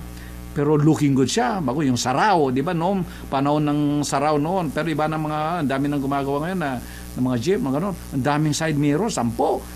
Bago ang bandila niya, ilan ang bandila niya. Bago yung, sabi ko nga, yung 8-track niya, hanggang halos hindi mo na masilip yung kalsada. Bago may malaking gulong sa left niya, yung jeep ng driver. Bago sa kanan niya, pwedeng umupo ng karamihan dalawa. Pero depende, kung maganda yung chicks, pwedeng 3, siksikan. Kasi sisiksik ngayon sa driver yon. Ito naman driver, kambyo ng kambyo, siyempre. Kasi yung nasa gitna, nakaupo na lang, bago yung kambyo nasa gitna. Kaya itong driver, magkakambyo ngayon, kahit hindi kailangan magkambyo. Kambyo na ng kambyo, kahit tumatakbo ka na ng 100 kilometers per hour, magkakambyo ng segonda yan para marami siyang kung dekinta. Yung niya, ang dami siyang kambyo noon. Biro mo, bago, kunwari madudulas pa yung kamay niya, na gano'n, excuse me, sabi niya ganyan. Siyempre, yung chicks, it's okay, sabi niya, it's okay. Sabi naman niya, kambyo na naman siya kaagad. Bago mabunggo na naman yung binti niya na gano'n, it's okay, are you sure? Sabi, yes, I like it. Sabi, gano'n. Kaya, ang jeepney driver is a profession that can mean an exciting experience for you na ganyan. Kaya masaya mga driver sa jeepney driver na ganyan. Titingnan mo yung culture ng jeepney driving na ganyan. And of course, the jeepney driver that's an offshoot from the Second World War, yung wheelies. Jeep na ganyan, na ginawang, is an ingenuity only the Pinoys can come up with, yung jeepney na ganyan. So that's a legacy from the Second World War, from MacArthur. Di ba, GP yan, GP, General something like that, GP. And then it became Jeep. Yan, mostly wheelies nung araw niyan. And then they came up with different, bago yung mga sasakyan ng kotse, ginagawa ng Jeep kaya yung chassis ng kotse ginagawa ng jeep, kaya mababa na mahaba ang labas and then may mga jeepney pa na ang haba-haba ng ilan ng passenger, hindi mo na alam kung Amtrak parang Amtrak na may 4 na gulong or coaster na ganyan. Anyway, was driving my car with these 2 men in a motorcycle, hanging my car with the 40 kinukwento ni Miss Carrie yung nang-hold up sa kanya. Hold up siya, pero wala, na-mesmerize yung mga hold-upper. Hindi malaman kung sabi nila, siguro nung tumakbo na yung hold-upper, sabi niya, ang taray naman nung aling yun. Sabi niya, oo nga, napakataray nun, Sabi niya, kaya lang, ang ganda niya, Sabi niya, oo, naku, pasalamat siya at maganda siya. Kung hindi siya maganda, talagang babanatan ko na siya, pare. Sabi niya oo nga pero alam mo na makita kong hugis ng mukha niya, talagang, ay nako, parang nagdilim ang mundo ko ganon.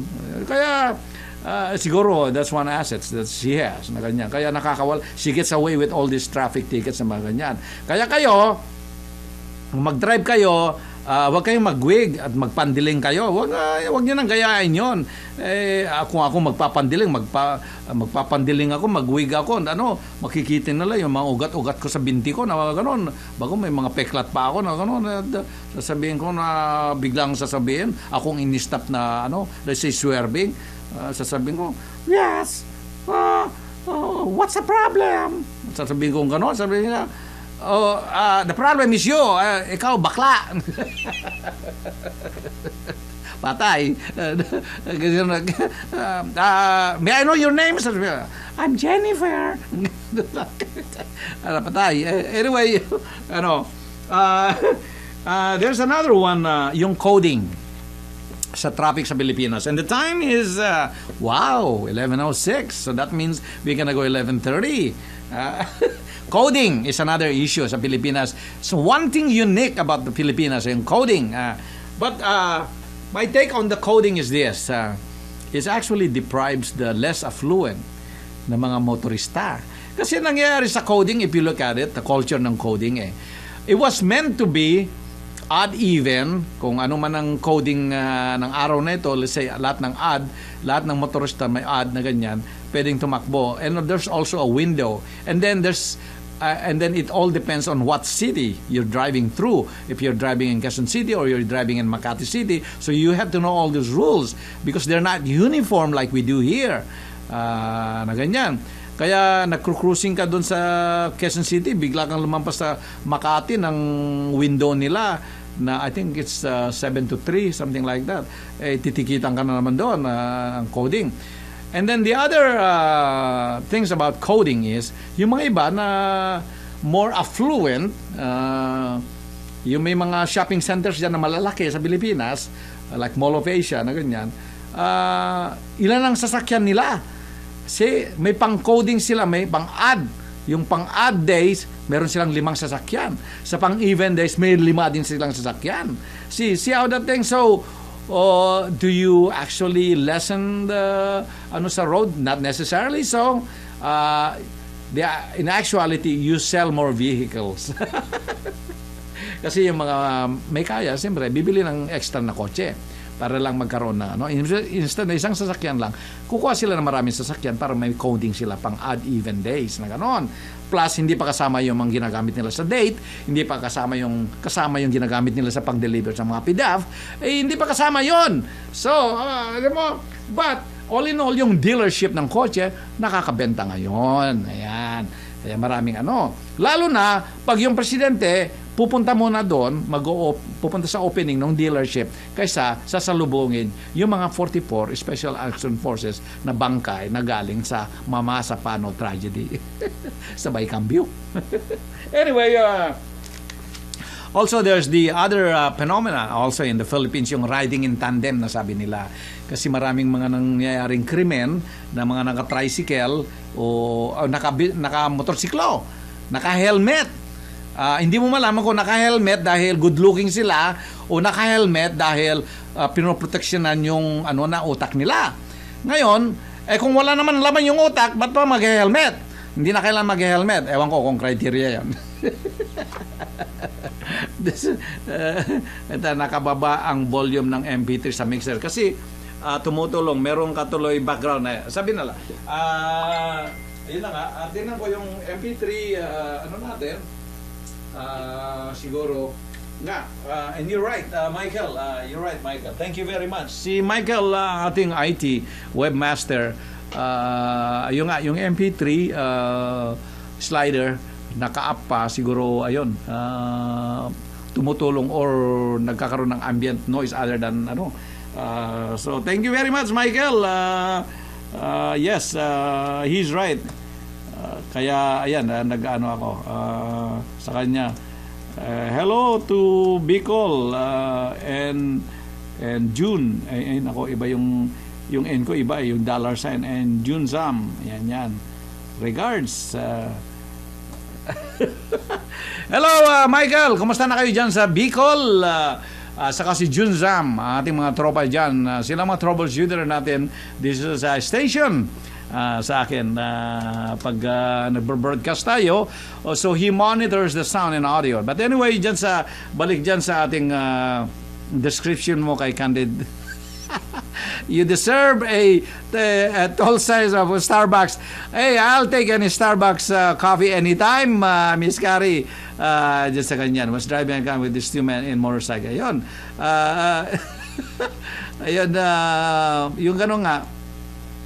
Yes, that background music of the MP3. I had to chop it down, courtesy of Michael. And thank you very much. Ganyan, kasi minomonitor nga yung audio natin. So, yung mga input sa driving in the Philippines, sa traffic in the Philippines, ako, personal opinion ko is not necessarily bad. It's a signature way of the way they drive out there. It's their way of driving in the Philippines, negotiating the traffic na ganyan. And it's very interesting. Pag ikaw tumara, dahil make no mistake about it, kung kayo, and there is a trend ng umuwi na ng Pilipinas at nagsesettle doon, kung kayo ay magsesettle sa Pilipinas o uwi doon or even magbakasyon for a lengthy period at magdadrive, mark my word, you have to adjust to that way of style, because you're not gonna go out there and stand in the middle of the road and tell everyone out there, you guys gonna have to change your driving habits or your traffic laws and all that, because that's not the reality of it. So, while you're out there, you learn the way they drive, put lusot, ganyan. Sabay, kung pasahero kayo, sabay bunggo sa katabi nyo na ganyan, sabay ngiting ganyan, sabay excuse me rin para hindi masyadong halatado kayo. Mahalata kayo pag hindi kayo nag-excuse na ganyan. Bungguhin nyo kaagad na ganyan, yung katabi nyong chicks, sabay excuse me, sorry miss, ganyan. Sasabihin naman nung babae, nung chicks, kung kusunada niya kayo, sabi niya, walang anuman, thank you very much. So, sige, bungguhin niyo pa ako, sabi niya. Sige, bungguhan na ba? O pitikan na ba? Sabi. Ganyan. Sabi nga nila na, hello Ori, ayan, hello Ori ng Saudi Arabia, ayan, of KSA. Musta na kayo dyan? Si Ori, magaling na driver din yan. Ori yan, magaling na driver yan. Because driver yan. Nagtatype ako doon sa kali. Si Ori, who's now in Saudi Arabia, he went back. He used to drive for me na ganyan. Magaling mag-drive si Ori na ganyan. Nakikita mo rin yung mga magagaling yung mga ibang driver na hindi kaskasera. Meron ako isang pamangkin kasi na magaling masyado mag-drive to the point na hindi sumasayad yung gulong. Saka pag nagpreno, lumilipad yung mga kargamentos ninyo. At saka yung mga pasahero napapakapit sa lalamunan nila. Na ganyan. So, siyempre, yung mga pasahero ay bago darating sa destinasyon nila, darating muna sila sa ospital. Kasi atakeyan na sila Anyway, hello to everyone out there, mga kaibigan ko, mga ganyan. Matatapos na naman ang broadcast natin. Napakabilis talaga. But I thank you for all the interaction dyan sa room. Sabi nila. And then magpatugtog ako sa ating mga kaibigan na marami yung padyak. Ambulance traffic access sa Pilipinas. If I have to make a comment on one thing about the traffic is, I think needs to be educated yung mga traffic. Pag merong emergency vehicle, especially ambulance, kailangan mag-give way sila no matter what. Unfortunately, I don't think they're adhering yung concept ng ambulansya. Dito, there is a certain established response time. Meaning, itong ambulansyang ito na nasa zip code like say 92126, kailangan makarating sa nearest hospital or nearest triad hospital kung ano man yung disgrasya in 5 minutes or less. Maganyan. May criteria kasi dito na ganon. So once na tumakbo yung ambulansya or yung fire truck, bombero na ganyan, they have to reach that destination in less than 5 minutes. Ganyan ang mga criteria dito. So, ambulansya, and you're talking about lives of people na ganyan. So, yun ang mga, you feel good about that kind of system dito because everyone responds to that. And not only that, again, necessity being the mother of invention, dito sa Estados Unidos, so they have developed, if you notice, you may or may not notice this, na pag tumakbo yung ambulansya o tumakbo yung bombero, meron siyang signal na strobe signal na isinesen. Kaya pag tumakbo sa stoplight, override na niya ngayon yung sequencing ng traffic lights. Meaning, pag malapit na siya or malayo pa ng konti, mag-green light na sa kanya. Which means na yung mga ibang artery on the four-way, magre-red light na sila. Meaning they have to stop. That's an added layer of safety in addition to the traffic lights turning red on the other traffic. Itong traffic ng head-on nitong ambulansya or police car for that matter. Lahat ng emergency vehicles, by the way, have that system na iti-trigger niya ngayon yung traffic light, magiging green light sa kanya ngayon. Automatic yon para mag-stop yung iba. At the same time, ang indoctrination ng mga drivers dito pag pumunta ng driving school or exam driving dito is emergency vehicles have the right of way and you have to pull over to the side safely where you can do it. Meaning, there are times na andun ka sa harapan. First in line ka dun sa stoplight. Nag-green ka ngayon, biglang dumating ang ambulansya or police car or bombero. So, anong gagawin mo? Siyempre, nakabara kayong lahat doon. Na umusad ka ngayon slowly to whether you turn left or you turn right or you go straight and pull over to the side safely to let the emergency vehicle pass by. So those kind of things, it's ingrained within us sa driving ways natin na ganyan. Now, sa Pilipinas and some other, Japan for that matter also is another case. Pag yung ambulansya tumakbo, hindi talaga makaalis eh.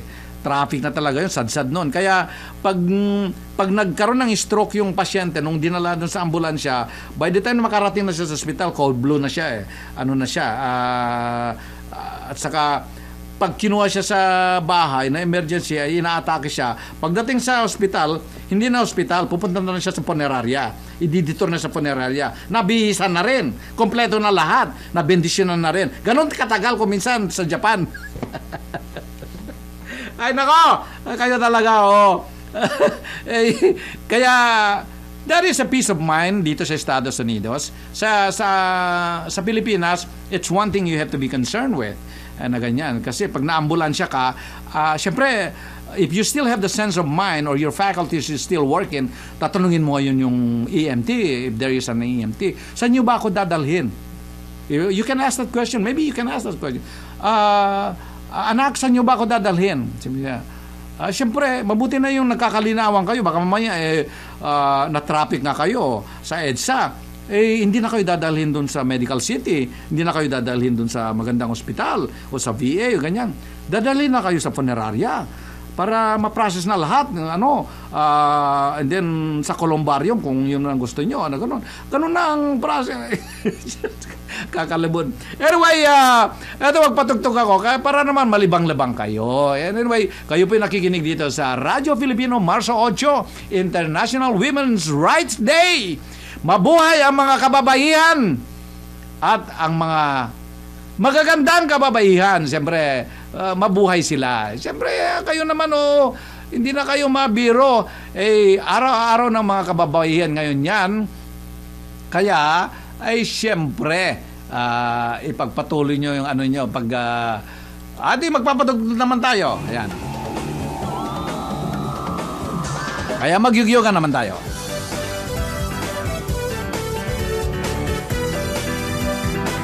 Kaya mag-drive kayo, you have to be willing. Ilaga hanggang kanluran, hanggang sa timog at silangan, sa bawat sulok ng mundo, halina at magsama-sama tayo sa kasiyahan at papremyo. Kayo pinakikinig sa Radyo Filipino America. Tayo, hanap namin ang kayo'y manalo para mabago namin ang buhay mo, buhay nyo. Will yung lahat sa aming pagbibigay, ang saya at pag-asa ng hinihintay. Will yung lahat, ito'y wala nang babantay.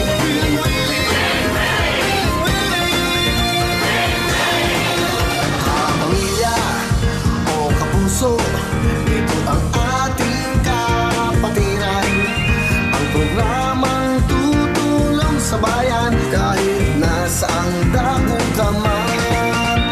ng kulay, ano man ang lahi, dito sa amin kayo'y ngiti. Saya'y walang humpay palagi, dahil dito kayo ang pigalagi. Wili-wili ang lahat sa aming pagbibigay, ang saya at pag-asa lang yung hinihintay. Wili-wili ang lahat, dito'y wala nang mabantay. Wili-wili, wili-wili, wili-wili ang lahat mula noon hanggang ngayon. Kahit anong pagsubok ang dala ng panahon, wili-wili ang lahat ng pag-ibig ko ngayon. Wili-wili, wili-wili,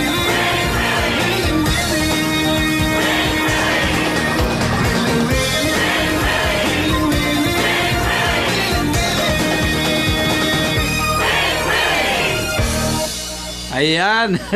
sabi ni Vicky, nakaka-nervyos daw mag-drive para takihin ka sa Pinas. Sabi niya, hindi naman.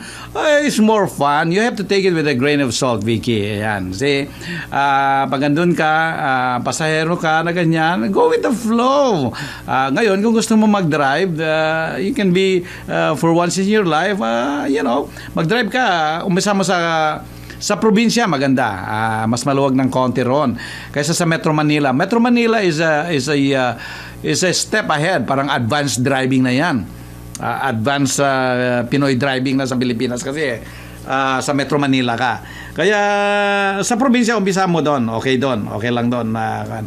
Anyway, kayo po yung nakikinig dito sa Radio Filipino America, Marso 8. At ito po yung sineselebrasyon natin ang International Women's Rights Day. March 8, it's about 25 years ago, under the auspices of the United Nations.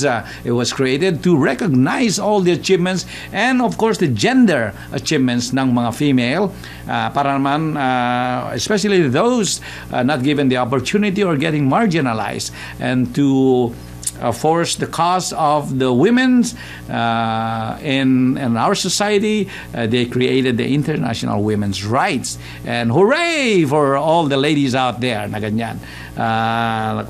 Anyway,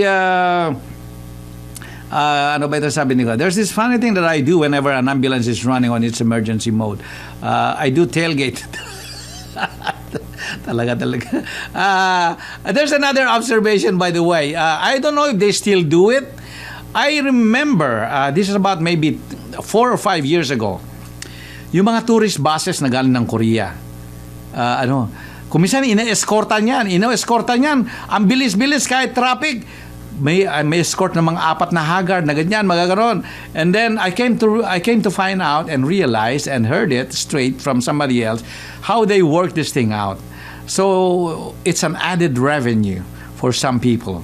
And I would not dare name the names or who the entities are, but I heard from a reputable person na 4 or 5 years ago, they used to do this a lot. Kasi marami tayong visitors from South Korea coming in for either as a turista or learning English or going to medical school or going to nursing school here. There's a lot of them coming from India, ganyan. And then they had the relatives coming over for a visit because it's only 3 hours from South Korea to come to the Philippines. It's an easier proposition for them to send their children to Philippines to learn English or study nursing or medical school or flight school than to send them the mainland USA. It will cost them more. Plus the distance if they had to visit yung mga anak-anak nila, ganon. And that's why the same thing with India. Maraming nag-aaral ng medical school, medical professions. Doon lang sa amin sa Vegan City, we have a whole dormitory of Indians. And believe it or not, nagpagawa pa ng building ng apartment nila, parang dorm, sariling dorm to house this group of 100, I think it's 100 plus, sariling security and everything for arrangement para sa quality of life ng mga nag-aaral na mga Indian national na ganyan. Because what happened was, ganito ang istorya nan behind that motivation. There was this top-notcher ng nursing sa India na pumasa. Siyang nag-top-notch nung examination sa nursing. And then they interviewed the lady tinanong nila kung saan siya nag-aral and everything. Sinabi nga niya na nag-aral siya ng nursing dito sa Pilipinas. At saka may isa pa na medical school na doktor. Top-notcher din na ganon. So somehow it gave a lot of emphasis and credibility to the program sa Pilipinas. Ganon. Can you imagine that? Na ganyan? So suddenly, marami nang gusto magpadala ng mga estudyante nila o mga anak-anak nila dito mag-aral. Not only that, they can learn nung araw, punta dun sa Wawawi, hello, ganyan. Or pupunta sa mga programa sa ASAP na ganyan. O ganyan. And then later on, yung mga iba ayaw na umuwi meron ako isang kaibigan sa Makati, husband and wife. They used to have a furniture store in Davao, I believe, for 25 years, and then they retired. Then nagkaroon sila ng anak, 3 or 5, mga professionals na rin, mga anak nila, nasa Pilipinas na. Philippinized na sila. Nung mag-retire sila, they decided to go back to India. But then, the moment they landed in there, they didn't last long. Wala pang 30 days, bumalik na sila dito sa Makati. Sabi sa mga kapitbahay, hindi na kami, India. We have to learn our ways again. Mas Pilipino na kami. So they came back to Makati and they're staying actually doon sa place ko. Sa Makati, so that's it. And then magaling na rin makibeso-beso itong si Mr. India na kaibigan ko. Sabi niya, Ener, come here, I'll show you something. Sabi niya, binuksan yung wallet niya, pinakita niya. Kaibigan pala niya, no other else than the Vice President. Kaya alam niya, he knows how to assimilate. He knows how to assimilate in the culture, having lived in the Philippines for more than 25 years. So husband and wife settled in the Philippines, although they gave it a try to go back to their roots. Pero hindi na sila sanay. So they're in Makati right now and having a good time along with their kids, their children, and their own families too. One is an optometrist, one is a businessman, I believe one is a doctor also. So that's kind of thing. So it's very interesting. So nowadays, hindi na lang yung DJ na Bombay na sinasabi mo, na nagbebenta ng dyaryo, nagbebenta ng banig at saka kulambo. Hindi na! Wala na yun. Siyempre, those were the early days. Si Gloria.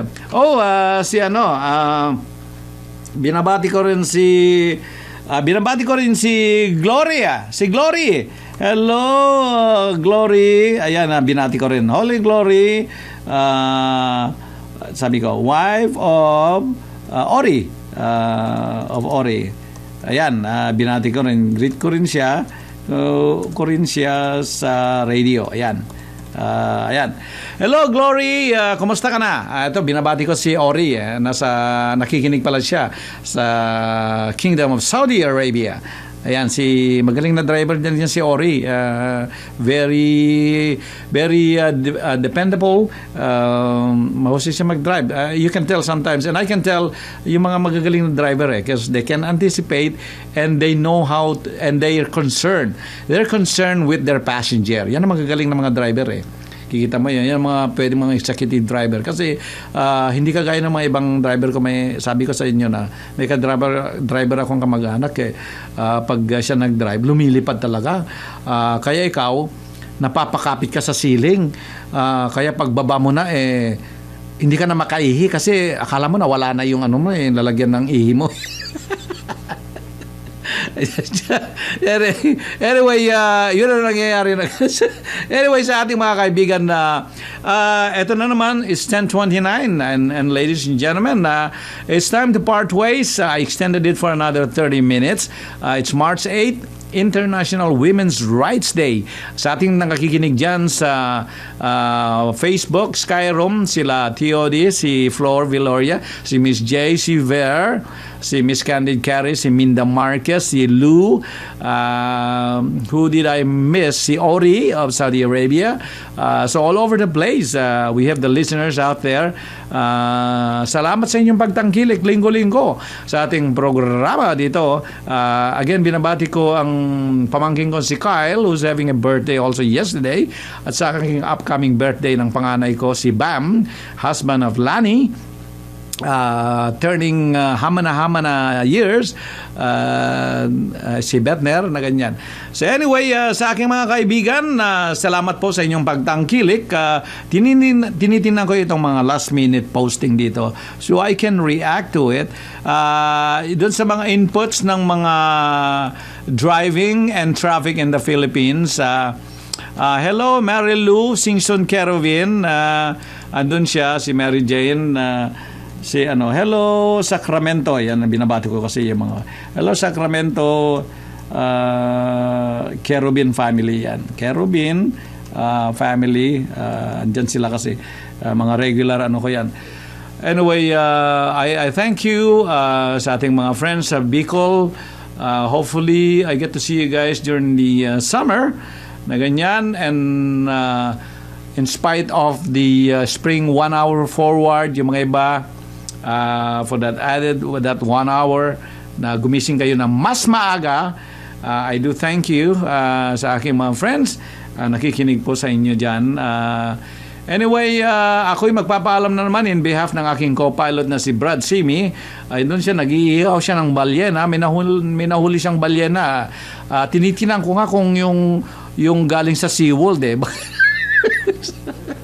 Hindi naman si Shamo, mas maliit kay Shamo yung iniihaw niya kaya pero okay yung niya, iniihaw niya doon hirap siyang baliktarin talaga kasi ang laki-laki gumamit pa siya ng crane at saka yung spading fork para para baliktarin yung iniihaw niya doon sa likuran. May ihawan doon sa likuran, may ginawa siyang ihawan doon daming charcoal na ginamit si Biggie, sino ba yung kamag-anak na yan, so I won't ask him to drive me around. Ayun si Vicky of Simi Valley. Vicky Ori is usually one of my drivers.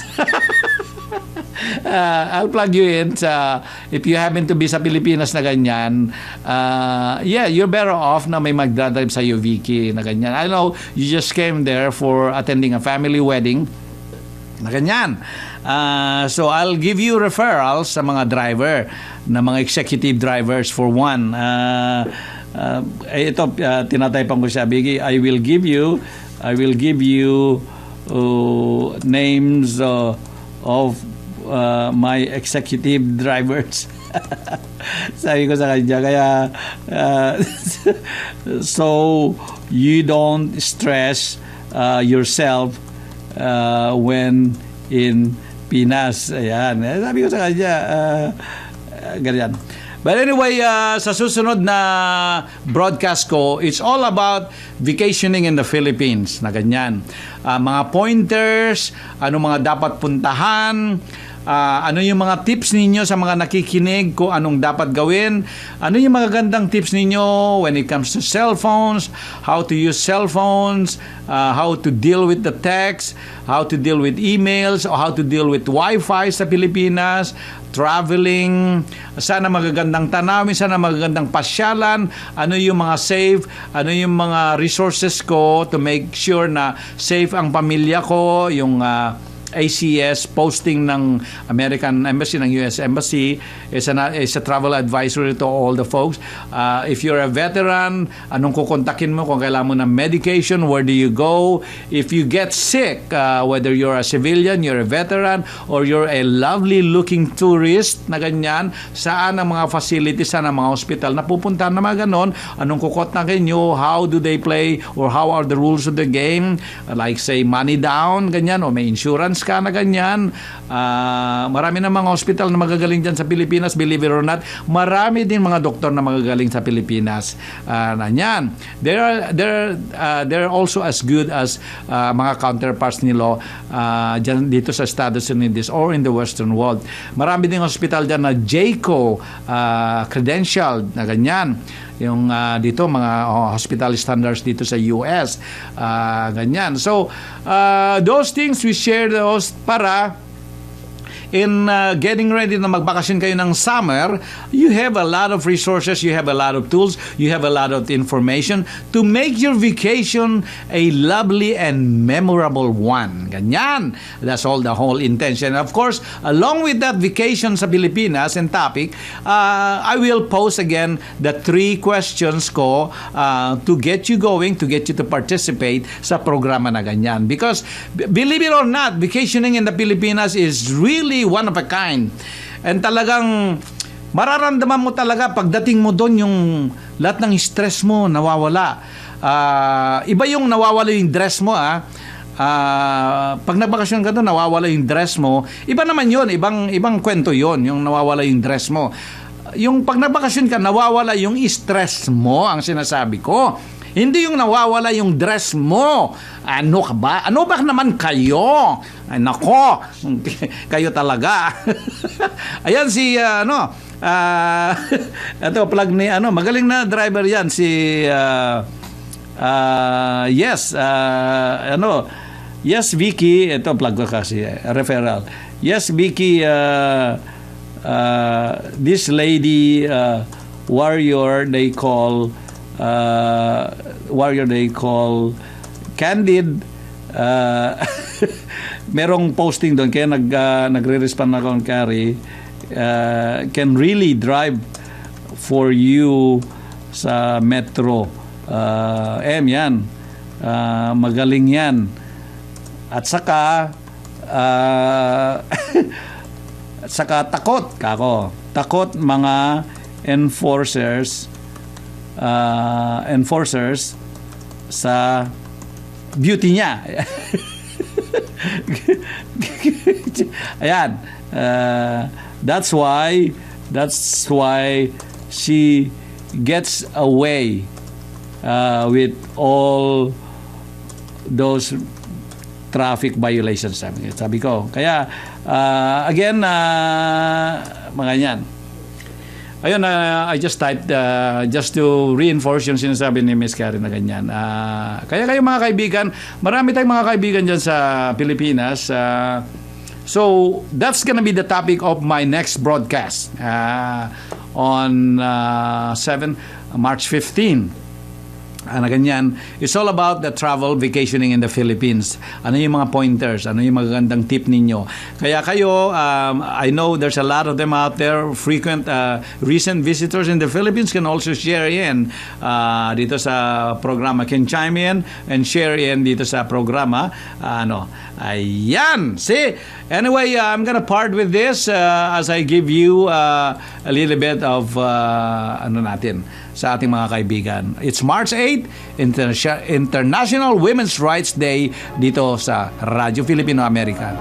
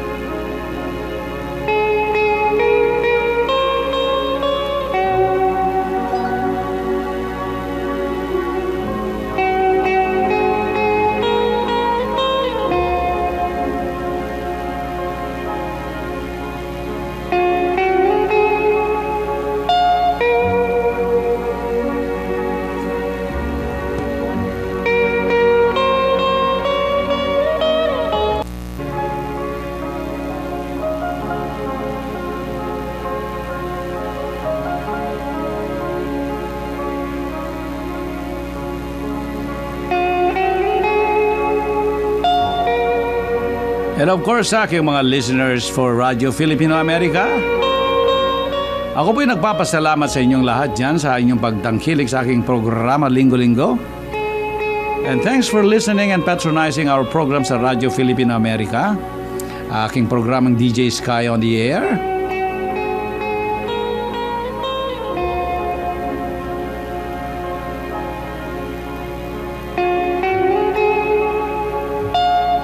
Again, I ask you in closing of this broadcast day for me, March 8, celebrating International Women's Rights Day.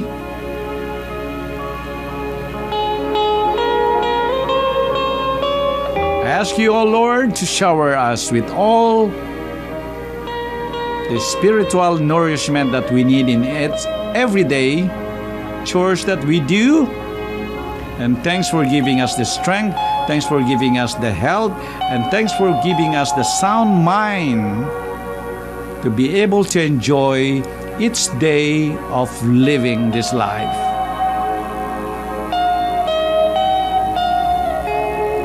I ask you to bless all my listeners all over the world, all the Pinoys, their families, their extended families as well.